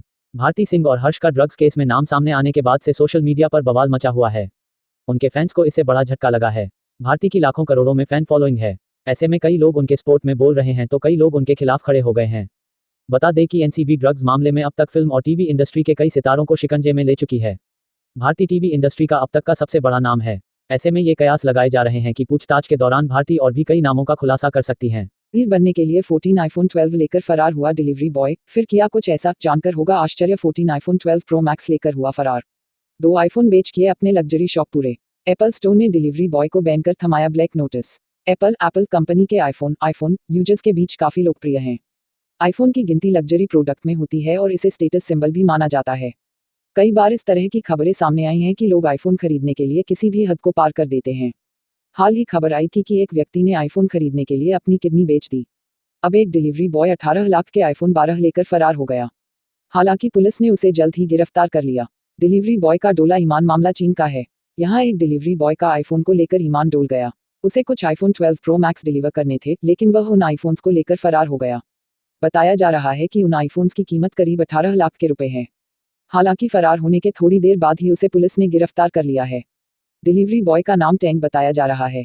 कैंसिल किए सभी ऑर्डर। रिपोर्ट के अनुसार मिचुअन डायनपिंग डिलीवरी की ओर से डिलीवरी बॉय टैंग को 14 आईफोन 12 प्रो मैक्स डिलीवर करने के लिए दिए गए थे। ये सभी ऑर्डर 14 नवंबर को प्लेस किए गए थे। ऑर्डर मिलने के बाद टैंग ने सभी 14 आईफोन 12 प्रो मैक्स के ऑर्डर कैंसिल कर दिए, लेकिन उसने वे आईफोन कंपनी को वापस नहीं किए और उन्हें लेकर फरार हो गया। एक आईफोन से चुकाया दोस्त का कर्ज। रिपोर्ट के मुताबिक टैंग ने एक आईफोन 12 प्रो मैक्स कर्ज चुकाने के लिए अपने दोस्त को दे दिया। वहीं एक बॉक्स को खुद ओपन कर लिया। इसके अलावा टैंग ने 9,500 चीनी युआन यानी करीब 1,07,222 रुपये और 7,000 चीनी युआन यानी करीब 79,032 रुपये में बेच दिए BMW कार की सवारी की। इसके बाद उसने बेचे गए आईफोन के पैसे से एक BMW कार किराए पर ली और सैर करने निकल गया। इस कार का किराया प्रतिदिन 600 चीनी युआन यानी करीब 6,772 रुपये चुकाया। साथ ही उसने बचे हुए पैसों में से खुद के लिए महंगे कपड़े भी खरीदे। हालांकि पुलिस ने टैंग को जल्द ही गिरफ्तार कर लिया। वहीं एप्पल स्टोर ने टैंग को बैन कर उसे एक ब्लैक नोटिस भी जारी कर दिया है। वीर बनने के लिए 14 आईफोन 12 लेकर फरार हुआ डिलीवरी बॉय, फिर किया कुछ ऐसा, जानकर होगा आश्चर्य। 14 आईफोन 12 प्रो मैक्स लेकर हुआ फरार। 2 आईफोन बेच किए अपने लग्जरी शौक पूरे। एप्पल स्टोर ने डिलीवरी बॉय को बैन कर थमाया ब्लैक नोटिस। एप्पल कंपनी के आईफोन यूजर्स के बीच काफी लोकप्रिय हैं। आईफोन की गिनती लग्जरी प्रोडक्ट में होती है और इसे स्टेटस सिंबल भी माना जाता है। कई बार इस तरह की खबरें सामने आई हैं कि लोग आईफोन खरीदने के लिए किसी भी हद को पार कर देते हैं। हाल ही खबर आई थी कि एक व्यक्ति ने आईफोन खरीदने के लिए अपनी किडनी बेच दी। अब एक डिलीवरी बॉय 18 लाख के आईफोन 12 लेकर फरार हो गया। हालांकि पुलिस ने उसे जल्द ही गिरफ्तार कर लिया। डिलीवरी बॉय का डोला ईमान। मामला चीन का है। यहाँ एक डिलीवरी बॉय का आईफोन को लेकर ईमान डोल गया। उसे कुछ आईफोन 12 प्रो मैक्स डिलीवर करने थे, लेकिन वह उन आईफोन्स को लेकर फरार हो गया। बताया जा रहा है कि उन आईफोन्स की कीमत करीब 18 लाख के रुपए है। हालांकि फरार होने के थोड़ी देर बाद ही उसे पुलिस ने गिरफ्तार कर लिया है। डिलीवरी बॉय का नाम टैंग बताया जा रहा है। कैंसिल किए सभी ऑर्डर। रिपोर्ट के अनुसार मिचुअन डायनपिंग डिलीवरी की ओर से डिलीवरी बॉय टैंग को 14 आईफोन 12 प्रो मैक्स डिलीवर करने के लिए दिए गए थे। ये सभी ऑर्डर 14 नवंबर को प्लेस किए गए थे। ऑर्डर मिलने के बाद टैंग ने सभी 14 आईफोन 12 प्रो मैक्स के ऑर्डर कैंसिल कर दिए, लेकिन उसने वे आईफोन कंपनी को वापस नहीं किए और उन्हें लेकर फरार हो गया। एक आईफोन से चुकाया दोस्त का कर्ज। रिपोर्ट के मुताबिक टैंग ने एक आईफोन 12 प्रो मैक्स कर्ज चुकाने के लिए अपने दोस्त को दे दिया, वहीं एक बॉक्स को खुद ओपन कर लिया। इसके अलावा टैंग ने 9,500 चीनी युआन यानी करीब 1,07,222 रुपये और 7,000 चीनी युआन यानी करीब 79,032 रुपये में बेच दिए BMW कार की सवारी की। इसके बाद उसने बेचे गए आईफोन के पैसे से एक BMW कार किराए पर ली और सैर करने निकल गया। इस कार का किराया प्रतिदिन 600 चीनी युआन यानी करीब 6,772 रुपये चुकाया।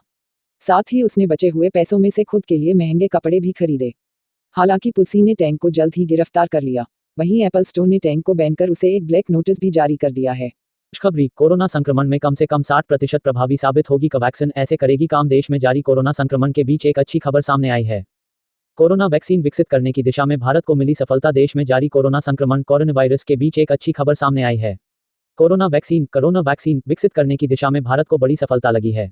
भारतीय कंपनी बायोटेक भारत बायोटेक ने रविवार को जानकारी देते हुए बताया कि भारत की पहली स्वदेशी कोरोना वैक्सीन का प्रभाव कम से कम 60% होगा। आपको बता दें कि भारत बायोटेक और भारतीय चिकित्सा अनुसंधान परिषद ICMR मिलकर एक कोवैक्सीन नाम की एक कोरोना वैक्सीन विकसित कर रहे हैं। इस वैक्सीन के ट्रायल के 2 चरण पूरे हो चुके हैं, जबकि तीसरा चरण भी जल्द ही कंप्लीट कर लिया जाएगा। प्रभाव 60% से अधिक होने की भी संभावना। भारत बायोटेक में क्वालिटी ऑपरेशंस के चीफ साइडी प्रसाद के अनुसार विश्व स्वास्थ्य संगठन United States Food and Drug Administration USFDA और भारत के central drug standard control organisation CDSCO ने श्वसन रोग रेस्पिरेटरी डिसीज के टीके को अपनी मंजूरी दे दी है। कंपनी का तो यहां तक कहना है कोरोना वैक्सीन के प्रभावीकरण का टारगेट 60% रखा गया है। हालांकि इसका प्रभाव 60% से अधिक होने की भी संभावना है। 26,000 वॉलंटियर्स पर इस दवाई का परीक्षण। भारत बायोटेक ने कोरोना वायरस की वैक्सीन का तीसरा चरण हाल ही शुरू किया है।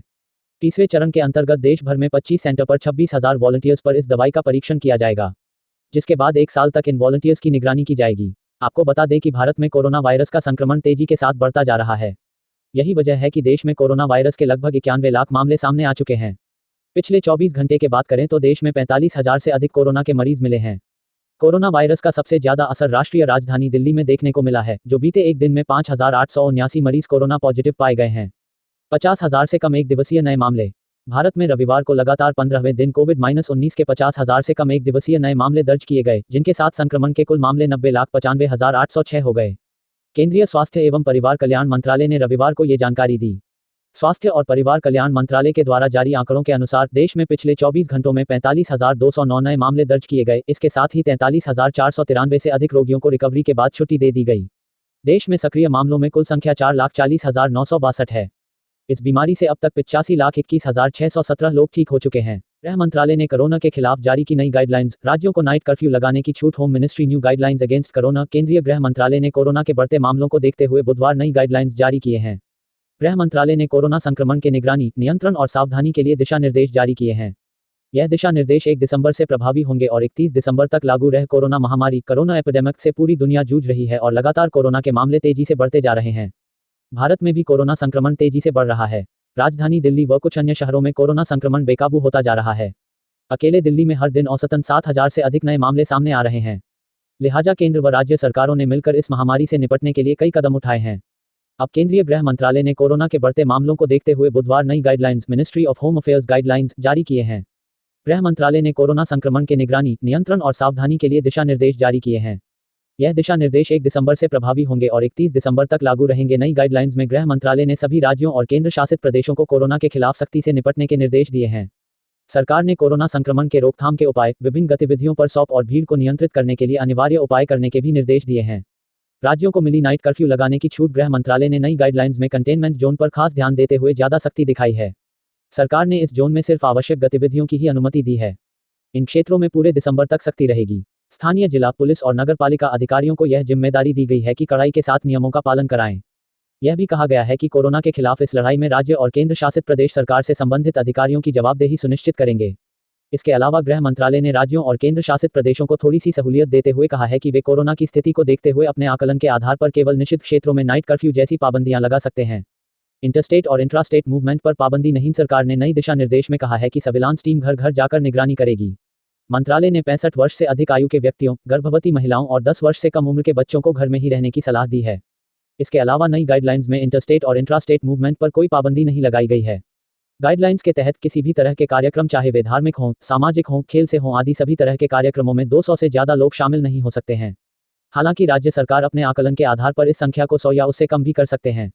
स्विमिंग पूल्स, सिनेमा हॉल पर पाबंदियां जारी। नई गाइडलाइंस के तहत कई चीज़ों पर पाबंदियां जारी रहेगी, जिसमें सिनेमा हॉल, स्विमिंग पूल्स आदि शामिल है।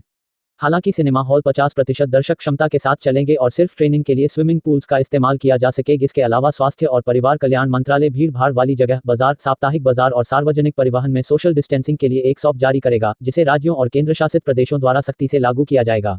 दिल्ली एनसीआर से उत्तराखंड आने वालों की होगी कोरोना टेस्ट, पॉजिटिव को नहीं मिलेगा प्रवेश। दिल्ली में कोरोना संक्रमण में आई तेजी का असर अब अन्य राज्यों में भी दिख रहा। अब अन्य राज्य दिल्ली से आने वाले लोगों के कोरोना टेस्ट को कर रहे अनिवार्य। राष्ट्रीय राजधानी दिल्ली में कोरोना संक्रमण, कोरोना वायरस इन दिल्ली में आई तेजी का असर अब अन्य राज्यों में भी दिखाई देना लगा है। यही वजह है कि अब अन्य राज्य दिल्ली से आने वाले लोगों के corona test, corona virus test को अनिवार्य कर रहे हैं। इस क्रम में उत्तराखंड सरकार, गवर्नमेंट ऑफ उत्तराखंड ने दिल्ली या राष्ट्रीय राजधानी क्षेत्र से आने वाले लोगों का कोरोना टेस्ट कराने का फैसला किया है। इस दौरान अगर कोई कोरोना पॉजिटिव पाया जाता है तो उसको राज्य में प्रवेश नहीं करने दिया जाएगा। उत्तराखंड में लॉकडाउन लगाने से इनकार। उत्तराखंड सरकार के अनुसार दिल्ली एनसीआर से आने वाले लोगों के लिए देहरादून एयरपोर्ट, आईएसबीटी और रेलवे स्टेशन पर कोरोना टेस्ट कराने की व्यवस्था की गई है। टेस्ट के दौरान रिपोर्ट पॉजिटिव मिलने पर यात्री को वापस भेज दिया जाएगा। हालांकि राज्य के मुख्यमंत्री त्रिवेंद्र सिंह रावत ने उत्तराखंड में लॉकडाउन लगाने से इनकार किया है। मुख्यमंत्री ने कहा कि कोरोना वायरस से निपटने के लिए राज्य हर स्तर पर पूरी तैयारी करके रखी हुई है। इसके लिए राज्य की सीमाओं पर कोरोना टेस्टिंग की व्यवस्था की गई है, जबकि एयरपोर्ट और रेलवे स्टेशन पर भी टेस्टिंग की जा रही है। कोरोना की रोकथाम के लिए नई गाइडलाइन। आपको बता दें कि देश के कई राज्यों में कोरोना मामलों में तेजी देखने को मिली है, जिसके बाद केंद्रीय गृह मंत्रालय ने कोरोना की रोकथाम के लिए नई गाइडलाइन जारी की है। यह दिशा निर्देश 31 दिसंबर तक लागू रहेंगे। मंत्रालय ने कहा है कि सभी राज्यों को अपने यहां कोरोना की स्थिति के हिसाब से नाइट कर्फ्यू समेत अन्य फैसले लेने की अनुमति है। हालांकि कंटेनमेंट जोन से बाहर लॉकडाउन लगाने के लिए राज्यों को केंद्र सरकार से चर्चा करनी होगी। वहीं कोरोना संकट को देखते हुए केंद्र ने गुरुवार को अंतर्राष्ट्रीय वाणिज्यिक यात्री उड़ानों की आवाजाही पर रोक लगा दी है। 31 दिसंबर तक भारत में न तो कोई कॉमर्शियल अंतर्राष्ट्रीय उड़ान आ पाएगी और न ही यहां से उड़ान भर पाएगी। गुरुवार को जारी आधिकारिक बयान में कहा गया, ये प्रतिबंध डीजीसीए, नागर विमानन महानिदेशालय द्वारा अनुमोदित कार्गो संचालन और सेवाओं पर लागू नहीं होंगे। कोरोना वायरस का कहर, मुंबई दिल्ली के बीच बंद हो सकती हैं ट्रेन और फ्लाइट्स। राष्ट्रीय राजधानी दिल्ली में बढ़ती जा रही कोरोना वायरस के मरीजों की संख्या। महाराष्ट्र सरकार दिल्ली और महाराष्ट्र की विमान सेवा बंद करने पर कर रही विचार। राष्ट्रीय राजधानी दिल्ली में कोरोना वायरस के मरीजों की संख्या लगातार बढ़ती जा रही है। यही वजह है कि दिल्ली के मुख्यमंत्री अरविंद केजरीवाल ने केंद्र से राजधानी के कुछ इलाकों में लॉकडाउन लगाने की मांग की है। वहीं महाराष्ट्र सरकार दिल्ली और महाराष्ट्र की विमान सेवा बंद करने पर विचार कर रही है। चर्चा तो यहां तक है कि दिल्ली और महाराष्ट्र के बीच केवल विमान सेवा ही नहीं, बल्कि रेल सेवा भी बंद की जाएगी। महाराष्ट्र की उद्धव सरकार की ओर से जल्द ही कोई बड़ा फैसला लिया जा सकता है। दिल्ली में एक बार फिर कोरोना से हालात गंभीर। आपको बता दें कि एक और जहां देश भर में लॉकडाउन हटाकर व्यावसायिक गतिविधियां फिर से शुरू हो गई हैं, वहीं राजधानी दिल्ली में एक बार फिर कोरोना से हालात गंभीर हो गए हैं। आलम यह है कि दिल्ली में पिछले कुछ दिनों में कोरोना से होने वाली मौतों का आंकड़ा बढ़ गया है, जिसकी वजह से महाराष्ट्र सरकार काफी चिंतित है। यही वजह है कि महाराष्ट्र सरकार कोरोना प्रसार को कम करने के लिए एहतियाती कदम उठा रही है।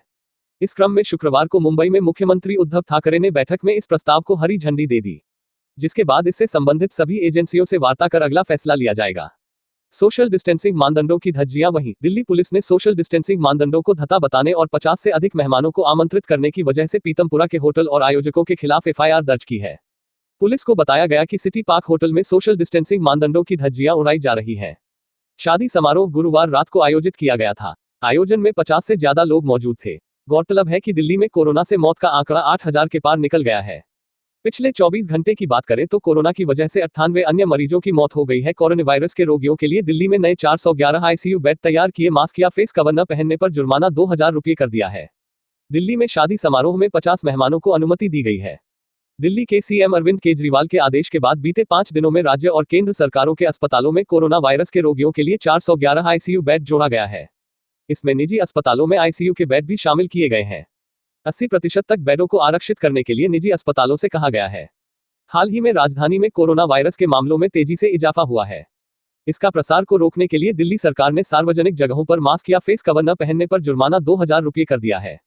पहले जुर्माने की राशि 500 रुपये रखी थी। इसके अलावा कोरोना वायरस के प्रसार को रोकने के लिए दिल्ली में शादी समारोह में 50 मेहमानों को अनुमति दी गई है। इससे पहले 200 लोगों को शादियों में शामिल होने की अनुमति थी। इसके अलावा क्वारंटीन के नियमों का पालन न करने और सार्वजनिक स्थान पर थूकने पर 2000 रुपये का जुर्माना रखा गया है। दिल्ली के सीएम अरविंद केजरीवाल ने कार्यकर्ताओं से अपील की है कि वह आम लोगों को मास्क का महत्व समझाएं और मास्क वितरित करें।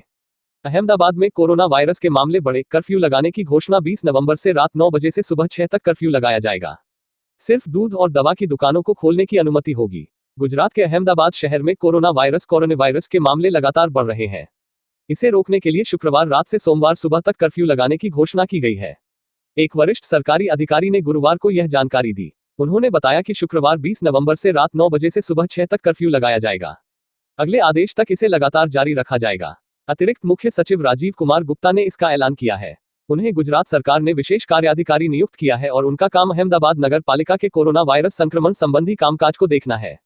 अब रोजाना रात 9 बजे से सुबह 6 बजे तक रात कर्फ्यू लगाया जाएगा।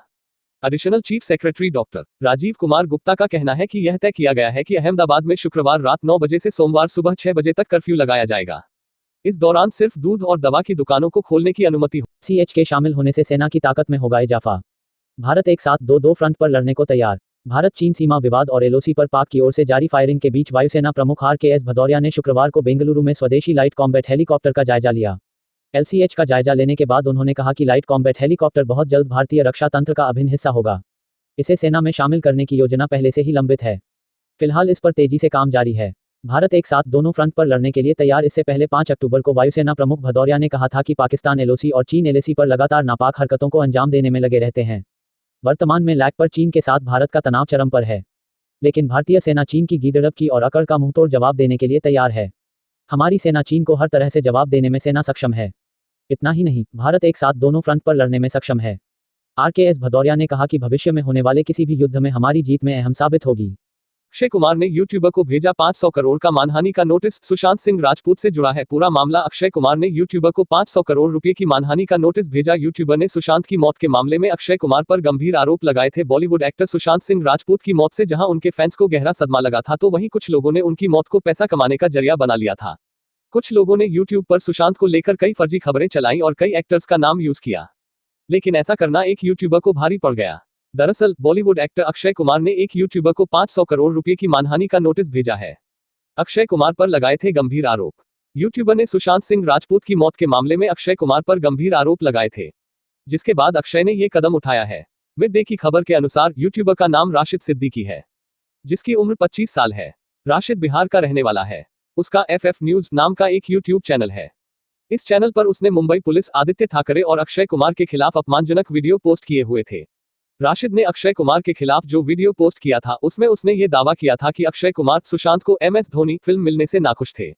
साथ ही अक्षय ने आदित्य के साथ एक सीक्रेट मीटिंग की थी और रिया को कनाडा भेजने में मदद की थी। मामला सामने आने के बाद अक्षय कुमार ने राशिद के खिलाफ 500 करोड़ का मानहानि का नोटिस भेजा है। वीडियो से कमाए 15 लाख रुपए। वहीं मामले की जानकारी मिलने के बाद शिवसेना के लीगल सेल के वकील धर्मेंद्र मिश्रा ने राशिद के खिलाफ केस किया। इसके बाद मुंबई पुलिस ने राशिद के खिलाफ मानहानि, पब्लिक मिसचीफ और जानबूझकर किसी का अपमान करने के आरोप में गिरफ्तार किया। हालांकि अब राशिद को जमानत दे दी गई है, इस शर्त पर कि वह आगे पुलिस की जांच में सहयोग करेगा। खबरों के मुताबिक राशिद ने अपने वीडियो से 15 लाख रुपए कमाए थे। कोरोना वायरस का कहर, मुंबई दिल्ली के बीच बंद हो सकती हैं ट्रेन और फ्लाइट्स। राष्ट्रीय राजधानी दिल्ली में बढ़ती जा रही कोरोना वायरस के मरीजों की संख्या। महाराष्ट्र सरकार दिल्ली और महाराष्ट्र की विमान सेवा बंद करने पर कर रही विचार। राष्ट्रीय राजधानी दिल्ली में कोरोना वायरस के मरीजों की संख्या लगातार बढ़ती जा रही है। यही वजह है कि दिल्ली के मुख्यमंत्री अरविंद केजरीवाल ने केंद्र से राजधानी के कुछ इलाकों में लॉकडाउन लगाने की मांग की है। वहीं महाराष्ट्र सरकार दिल्ली और महाराष्ट्र की विमान सेवा बंद करने पर विचार कर रही है। चर्चा तो यहां तक है कि दिल्ली और महाराष्ट्र के बीच केवल विमान सेवा ही नहीं, बल्कि रेल सेवा भी बंद की जाएगी। महाराष्ट्र की उद्धव सरकार की ओर से जल्द ही कोई बड़ा फैसला लिया जा सकता है। दिल्ली में एक बार फिर कोरोना से हालात गंभीर। आपको बता दें कि एक और जहां देश भर में लॉकडाउन हटाकर व्यावसायिक गतिविधियां फिर से शुरू हो गई हैं, वहीं राजधानी दिल्ली में एक बार फिर कोरोना से हालात गंभीर हो गए हैं। आलम यह है कि दिल्ली में पिछले कुछ दिनों में कोरोना से होने वाली मौतों का आंकड़ा बढ़ गया है, जिसकी वजह से महाराष्ट्र सरकार काफी चिंतित है। यही वजह है कि महाराष्ट्र सरकार कोरोना प्रसार को कम करने के लिए एहतियाती कदम उठा रही है। इस क्रम में शुक्रवार को मुंबई में मुख्यमंत्री उद्धव ठाकरे ने बैठक में इस प्रस्ताव को हरी झंडी दे दी, जिसके बाद इससे संबंधित सभी एजेंसियों से वार्ता कर अगला फैसला लिया जाएगा। सोशल डिस्टेंसिंग मानदंडों की धज्जियां। वहीं दिल्ली पुलिस ने सोशल डिस्टेंसिंग मानदंडों को धत्ता बताने और 50 से अधिक मेहमानों को आमंत्रित करने की वजह से पीतमपुरा के होटल और आयोजकों के खिलाफ FIR दर्ज की है। पुलिस को बताया गया कि सिटी पार्क होटल में सोशल डिस्टेंसिंग मानदंडों की धज्जियां उड़ाई जा रही हैं। शादी समारोह गुरुवार रात को आयोजित किया गया था। आयोजन में 50 से ज्यादा लोग मौजूद थे। गौरतलब है कि दिल्ली में कोरोना से मौत का आंकड़ा 8,000 के पार निकल गया है। पिछले 24 घंटे की बात करें तो कोरोना की वजह से 98 अन्य मरीजों की मौत हो गई है। कोरोना वायरस के रोगियों के लिए दिल्ली में नए 411 आईसीयू बेड तैयार किए। मास्क या फेस कवर न पहनने पर जुर्माना 2,000 रुपये कर दिया है। दिल्ली में शादी समारोह में 50 मेहमानों को अनुमति दी गई है। दिल्ली के सीएम अरविंद केजरीवाल के आदेश के बाद बीते 5 दिनों में राज्य और केंद्र सरकारों के अस्पतालों में कोरोना वायरस के रोगियों के लिए 411 आईसीयू बेड जोड़ा गया है। इसमें निजी अस्पतालों में आईसीयू के बेड भी शामिल किए गए हैं। 80% तक बेडों को आरक्षित करने के लिए निजी अस्पतालों से कहा गया है। हाल ही में राजधानी में कोरोना वायरस के मामलों में तेजी से इजाफा हुआ है। इसका प्रसार को रोकने के लिए दिल्ली सरकार ने सार्वजनिक जगहों पर मास्क या फेस कवर न पहनने पर जुर्माना 2,000 रुपये कर दिया है। पहले जुर्माने की राशि 500 रुपये रखी थी। इसके अलावा कोरोना वायरस के प्रसार को रोकने के लिए दिल्ली में शादी समारोह में 50 मेहमानों को अनुमति दी गई है। इससे पहले 200 लोगों को शादियों में शामिल होने की अनुमति थी। इसके अलावा क्वारंटीन के नियमों का पालन न करने और सार्वजनिक स्थान पर थूकने पर 2,000 रुपये का जुर्माना रखा गया है।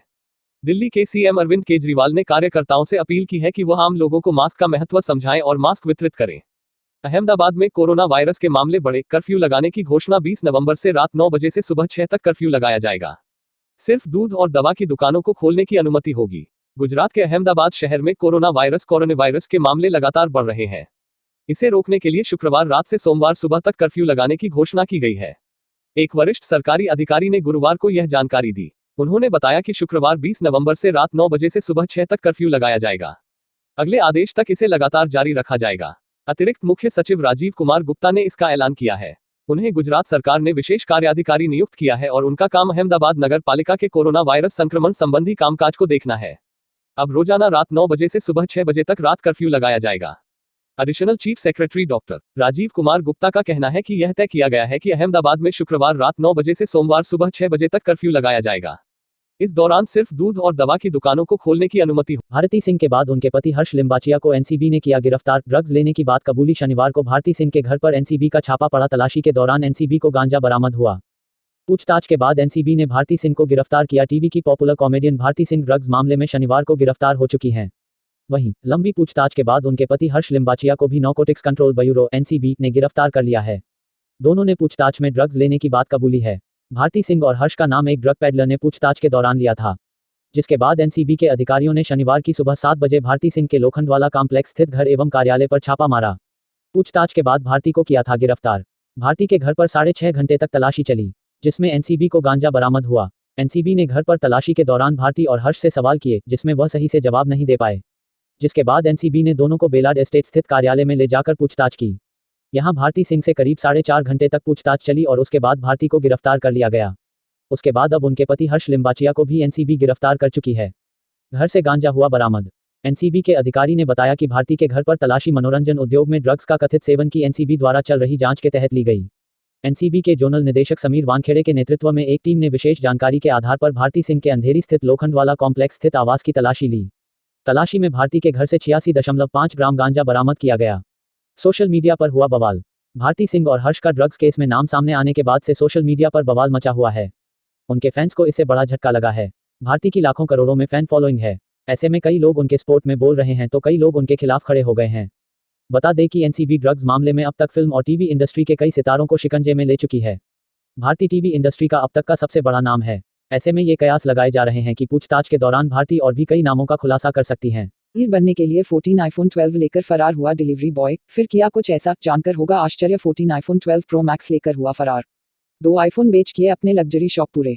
एप्पल स्टोर ने डिलीवरी बॉय को बैन कर थमाया ब्लैक नोटिस। एप्पल कंपनी के आईफोन यूजर्स के बीच काफी लोकप्रिय हैं। आईफोन की गिनती लग्जरी प्रोडक्ट में होती है और इसे स्टेटस सिंबल भी माना जाता है। कई बार इस तरह की खबरें सामने आई हैं कि लोग आईफोन खरीदने के लिए किसी भी हद को पार कर देते हैं। हाल ही खबर आई थी कि एक व्यक्ति ने आईफोन खरीदने के लिए अपनी किडनी बेच दी। अब एक डिलीवरी बॉय 18 लाख के आईफोन 12 लेकर फरार हो गया। हालांकि पुलिस ने उसे जल्द ही गिरफ्तार कर लिया। डिलीवरी बॉय का डोला ईमान। मामला चीन का है। यहाँ एक डिलीवरी बॉय का आईफोन को लेकर ईमान डोल गया। उसे कुछ आईफोन 12 प्रो मैक्स डिलीवर करने थे, लेकिन वह उन आईफोन्स को लेकर फरार हो गया। बताया जा रहा है कि उन आईफोन्स की कीमत करीब 18 लाख के रुपए है। हालांकि फरार होने के थोड़ी देर बाद ही उसे पुलिस ने गिरफ्तार कर लिया है। डिलीवरी बॉय का नाम टैंक बताया जा रहा है। कैंसिल किए सभी ऑर्डर। रिपोर्ट के अनुसार मचुअन डायनपिंग डिलीवरी की ओर से डिलीवरी बॉय टैंक को 14 आईफोन 12 प्रो मैक्स डिलीवर करने के लिए दिए गए थे। ये सभी ऑर्डर 14 नवंबर को प्लेस किए गए थे। ऑर्डर मिलने के बाद टैंक ने सभी 14 आईफोन 12 प्रो मैक्स के ऑर्डर कैंसिल कर दिए, लेकिन उसने वे आईफोन कंपनी को वापस नहीं किए और उन्हें लेकर फरार हो गया। एक आईफोन से चुकाया दोस्त का कर्ज। रिपोर्ट के मुताबिक टैंक ने एक आईफोन 12 प्रो मैक्स कर्ज चुकाने के लिए अपने दोस्त को दे दिया, वहीं एक बॉक्स को खुद ओपन कर लिया। इसके अलावा टैंक ने 9,500 चीनी युआन यानी करीब 1,07,222 रुपये और 7,000 चीनी युआन यानी करीब 79,032 रुपये में बेच दिए BMW कार की सवारी की। इसके बाद उसने बेचे गए आईफोन के पैसे से एक BMW कार किराए पर ली और सैर करने निकल गया। इस कार का किराया प्रतिदिन 600 चीनी युआन यानी करीब 6,772 रुपये चुकाया। साथ ही उसने बचे हुए पैसों में से खुद के लिए महंगे कपड़े भी खरीदे। हालांकि पुलिस ने टैंक को जल्द ही गिरफ्तार कर लिया। वहीं एप्पल स्टोर ने टैंक को बैन कर उसे एक ब्लैक नोटिस भी जारी कर दिया है। खुशखबरी, कोरोना संक्रमण में कम से कम 60% प्रभावी साबित होगी कोवैक्सीन, ऐसे करेगी काम। देश में जारी कोरोना संक्रमण के बीच एक अच्छी खबर सामने आई है। कोरोना वैक्सीन विकसित करने की दिशा में भारत को मिली सफलता। देश में जारी कोरोना संक्रमण कोरोना वायरस के बीच एक अच्छी खबर सामने आई है। कोरोना वैक्सीन विकसित करने की दिशा में भारत को बड़ी सफलता लगी है। भारतीय कंपनी बायोटेक भारत बायोटेक ने रविवार को जानकारी देते हुए बताया कि भारत की पहली स्वदेशी कोरोना वैक्सीन का प्रभाव कम से कम 60% होगा। आपको बता दें कि भारत बायोटेक और भारतीय चिकित्सा अनुसंधान परिषद ICMR मिलकर एक कोवैक्सीन नाम की एक कोरोना वैक्सीन विकसित कर रहे हैं। इस वैक्सीन के ट्रायल के 2 चरण पूरे हो चुके हैं, जबकि तीसरा चरण भी जल्द ही कंप्लीट कर लिया जाएगा। प्रभाव 60% से अधिक होने की भी संभावना। भारत बायोटेक में क्वालिटी ऑपरेशंस के चीफ साइडी प्रसाद के अनुसार विश्व स्वास्थ्य संगठन United States Food and Drug Administration USFDA और भारत के central drug standard control organisation CDSCO ने श्वसन रोग रेस्पिरेटरी डिसीज KTK को अपनी मंजूरी दे दी है। कंपनी का तो यहां तक कहना है कोरोना वैक्सीन के प्रभावीकरण का टारगेट 60% रखा गया है। हालांकि इसका प्रभाव 60% से अधिक होने की भी संभावना है। 26,000 वॉलंटियर्स पर इस दवाई का परीक्षण। भारत बायोटेक ने कोरोना वायरस की वैक्सीन का तीसरा चरण हाल ही शुरू किया है। तीसरे चरण के अंतर्गत देश भर में 25 सेंटर पर 26,000 वॉलंटियर्स पर इस दवाई का परीक्षण किया जाएगा, जिसके बाद 1 साल तक इन वॉलंटियर्स की निगरानी की जाएगी। आपको बता दें कि भारत में कोरोना वायरस का संक्रमण तेजी के साथ बढ़ता जा रहा है। यही वजह है कि देश में कोरोना वायरस के लगभग 91 लाख मामले सामने आ चुके हैं। पिछले 24 घंटे के बात करें तो देश में 45,000 से अधिक कोरोना के मरीज मिले हैं। कोरोना वायरस का सबसे ज्यादा असर राष्ट्रीय राजधानी दिल्ली में देखने को मिला है, जो बीते एक दिन में 5,879 मरीज कोरोना पॉजिटिव पाए गए हैं। 50,000 से कम एक दिवसीय नए मामले। भारत में रविवार को लगातार 15वें दिन कोविड-19 के 50,000 से कम एक दिवसीय नए मामले दर्ज किए गए, जिनके साथ संक्रमण के कुल मामले 90,95,806 हो गए। केंद्रीय स्वास्थ्य एवं परिवार कल्याण मंत्रालय ने रविवार को ये जानकारी दी। स्वास्थ्य और परिवार कल्याण मंत्रालय के द्वारा जारी आंकड़ों के अनुसार देश में पिछले 24 घंटों में 45,209 नए मामले दर्ज किए गए। इसके साथ ही 43,493 से अधिक रोगियों को रिकवरी के बाद छुट्टी दे दी गई। देश में सक्रिय मामलों में कुल संख्या 4,40,962 है। इस बीमारी से अब तक 85,21,617 लोग ठीक हो चुके हैं। पीएम मोदी का बड़ा बयान, कहा कोरोना वैक्सीन कब आएगी ये हम तय नहीं कर सकते। कोरोना को लेकर सब कुछ वैज्ञानिकों के हाथ में, हम किसी को राजनीति करने से नहीं रोक सकते। प्रधानमंत्री नरेंद्र मोदी ने सोमवार को 2 चरणों में सभी राज्य के मुख्यमंत्रियों से कोरोना महामारी के मुद्दे पर बातचीत की। मुख्यमंत्रियों के बातचीत में उन्होंने बड़ा बयान दिया है। पीएम मोदी ने कहा कि हम यह तय नहीं कर सकते कि कोरोना वैक्सीन कब आएगी, इसका निर्धारण देश के वैज्ञानिक ही कर सकते हैं। कोविड-19 वैक्सीन को लेकर सब कुछ वैज्ञानिकों के हाथ में है। उन्होंने ये भी कहा कि कोरोना को लेकर हमारा बेहतर प्रयास जारी है, लेकिन हम इस मुद्दे पर किसी को राजनीति करने से रोक नहीं सकते। वैक्सीन वितरण को लेकर मांगी जानकारी। दरअसल पीएम नरेंद्र मोदी ने देश भर में कोरोना वायरस संक्रमण के बढ़ते मामले को देखते हुए आज सभी राज्यों के मुख्यमंत्रियों से बातचीत की है। बातचीत के दौरान कोरोना वैक्सीन के वितरण, प्रबंधन और कोरोना संक्रमण नियंत्रण पर चर्चा की। उन्होंने राज्य में मुख्यमंत्रियों से वैक्सीन वितरण को लेकर अपनी योजना के बारे में जानकारी देने को भी कहा है। फिलहाल पीएम ने मुख्यमंत्रियों से प्रभावी कदम उठाने और लोगों से सावधानी बरतने पर जोर दिया है। गृह मंत्रालय ने कोरोना के खिलाफ जारी की नई गाइडलाइंस, राज्यों को नाइट कर्फ्यू लगाने की छूट। Home ministry new guidelines against corona. केंद्रीय गृह मंत्रालय ने कोरोना के बढ़ते मामलों को देखते हुए बुधवार नई गाइडलाइंस जारी किए हैं। गृह मंत्रालय ने कोरोना संक्रमण के निगरानी, नियंत्रण और सावधानी के लिए दिशा निर्देश जारी किए हैं। यह दिशा निर्देश 1 दिसंबर से प्रभावी होंगे और 31 दिसंबर तक लागू रह। कोरोना महामारी, कोरोना एपिडेमिक से पूरी दुनिया जूझ रही है और लगातार कोरोना के मामले तेजी से बढ़ते जा रहे हैं। भारत में भी कोरोना संक्रमण तेजी से बढ़ रहा है। राजधानी दिल्ली व कुछ अन्य शहरों में कोरोना संक्रमण बेकाबू होता जा रहा है। अकेले दिल्ली में हर दिन औसतन 7,000 से अधिक नए मामले सामने आ रहे हैं। लिहाजा केंद्र व राज्य सरकारों ने मिलकर इस महामारी से निपटने के लिए कई कदम उठाए हैं। अब केंद्रीय गृह मंत्रालय ने कोरोना के बढ़ते मामलों को देखते हुए बुधवार नई guidelines, ministry of home affairs guidelines जारी किए हैं। गृह मंत्रालय ने कोरोना संक्रमण के निगरानी, नियंत्रण और सावधानी के लिए दिशा निर्देश जारी किए हैं।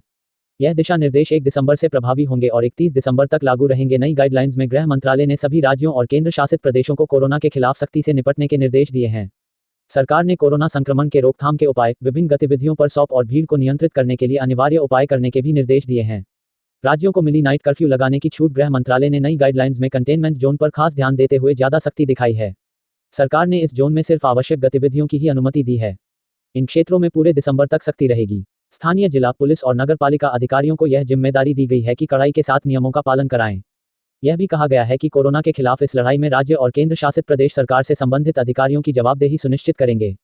इसके अलावा गृह मंत्रालय ने राज्यों और केंद्र शासित प्रदेशों को थोड़ी सी सहूलियत देते हुए कहा है कि वे कोरोना की स्थिति को देखते हुए अपने आकलन के आधार पर केवल निश्चित क्षेत्रों में नाइट कर्फ्यू जैसी पाबंदियां लगा सकते हैं। इंटरस्टेट और इंट्रास्टेट मूवमेंट पर पाबंदी नहीं। सरकार ने नई दिशा निर्देश में कहा है कि सर्विलांस टीम घर घर जाकर निगरानी करेगी।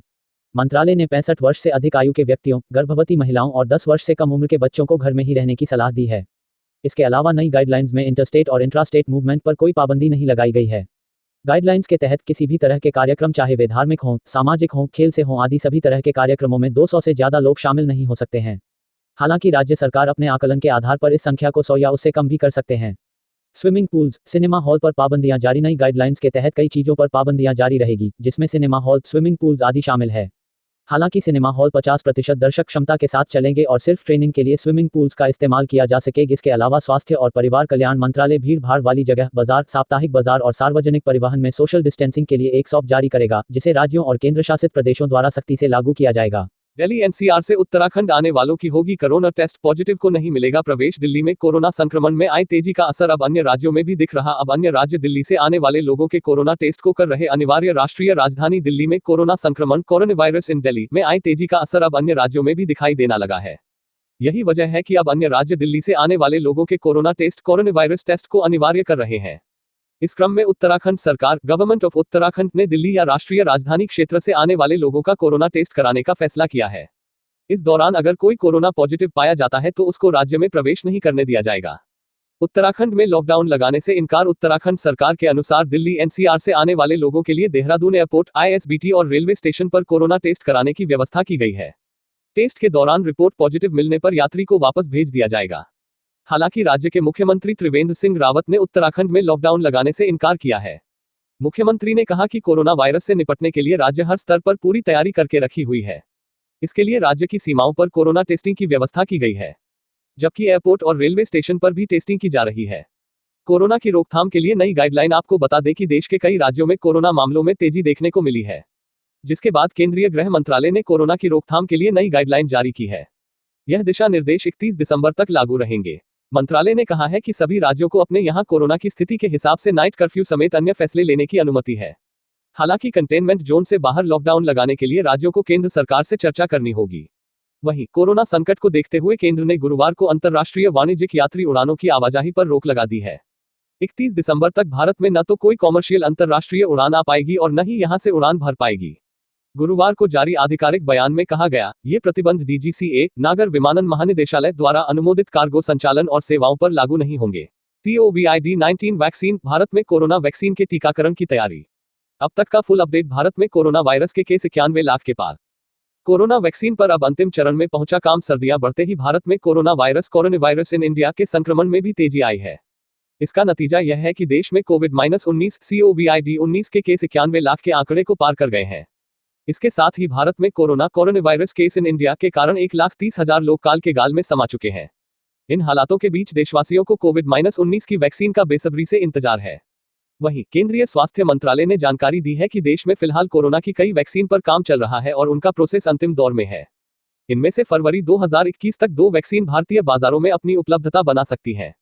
कोवैक्सीन भारतीय आयुर्विज्ञान अनुसंधान परिषद ICMR और निजी कंपनी भारत बायोटेक के संयुक्त प्रयास से भारत में कोरोना वैक्सीन COVAXIN विकसित की जा रही है। कोवैक्सीन के ट्रायल का तीसरा और अंतिम चरण शुरू हो चुका है। यह स्वदेशी कोरोना वैक्सीन अगले साल फरवरी या मार्च तक देशवासियों के लिए उपलब्ध हो सकती है। एक अनुमान के मुताबिक कोवैक्सीन से जुलाई तक 20 से 25 करोड़ लोगों को सीधा फायदा पहुंचेगा। केंद्रीय स्वास्थ्य मंत्रालय के अनुसार यह भारत की सबसे उन्नत प्रयोगात्मक टीका है। हालांकि शुरुआत में यह वैक्सीन उन लोगों को पहले दी जाएगी जो हाई रिस्क जोन में है। कोविशील्ड सीरम इंस्टीट्यूट ने जानकारी दी है कि एस्ट्राजेनेका कोविड-19 से बचाव में 90% असरदार साबित हुई है। आपको बता दें कि सीरम इंस्टीट्यूट भारत में ब्रिटेन की ऑक्सफोर्ड यूनिवर्सिटी के साथ मिलकर कोरोना वैक्सीन विकसित करने पर काम कर रहा है। ऑक्सफोर्ड एस्ट्राजेनेका की ओर से बताया गया कि यूनाइटेड किंगडम और ब्राजील में जब कोरोना वैक्सीन AZD1222 पर परीक्षण किया गया तो चौंकाने वाले परिणाम सामने आए। दरअसल वैक्सीन की आधी खुराक में 90% तक असर देखने को मिला, जबकि अगले महीने जब वैक्सीन की पूरी खुराक का परीक्षण किया गया तो यह 62% तक इफेक्टिव देखने को मिली। इसके साथ ही अगले महीने के ट्रायल में वैक्सीन 70% तक असरदार साबित हुई। आपको बता दें कि भारत में यह वैक्सीन महाराष्ट्र के पुणे स्थित सीरम इंस्टीट्यूट ऑफ इंडिया द्वारा विकसित किया गया है। Serum Indian council of medical research ICMR के साथ मिलकर काम कर रहा है। भारत में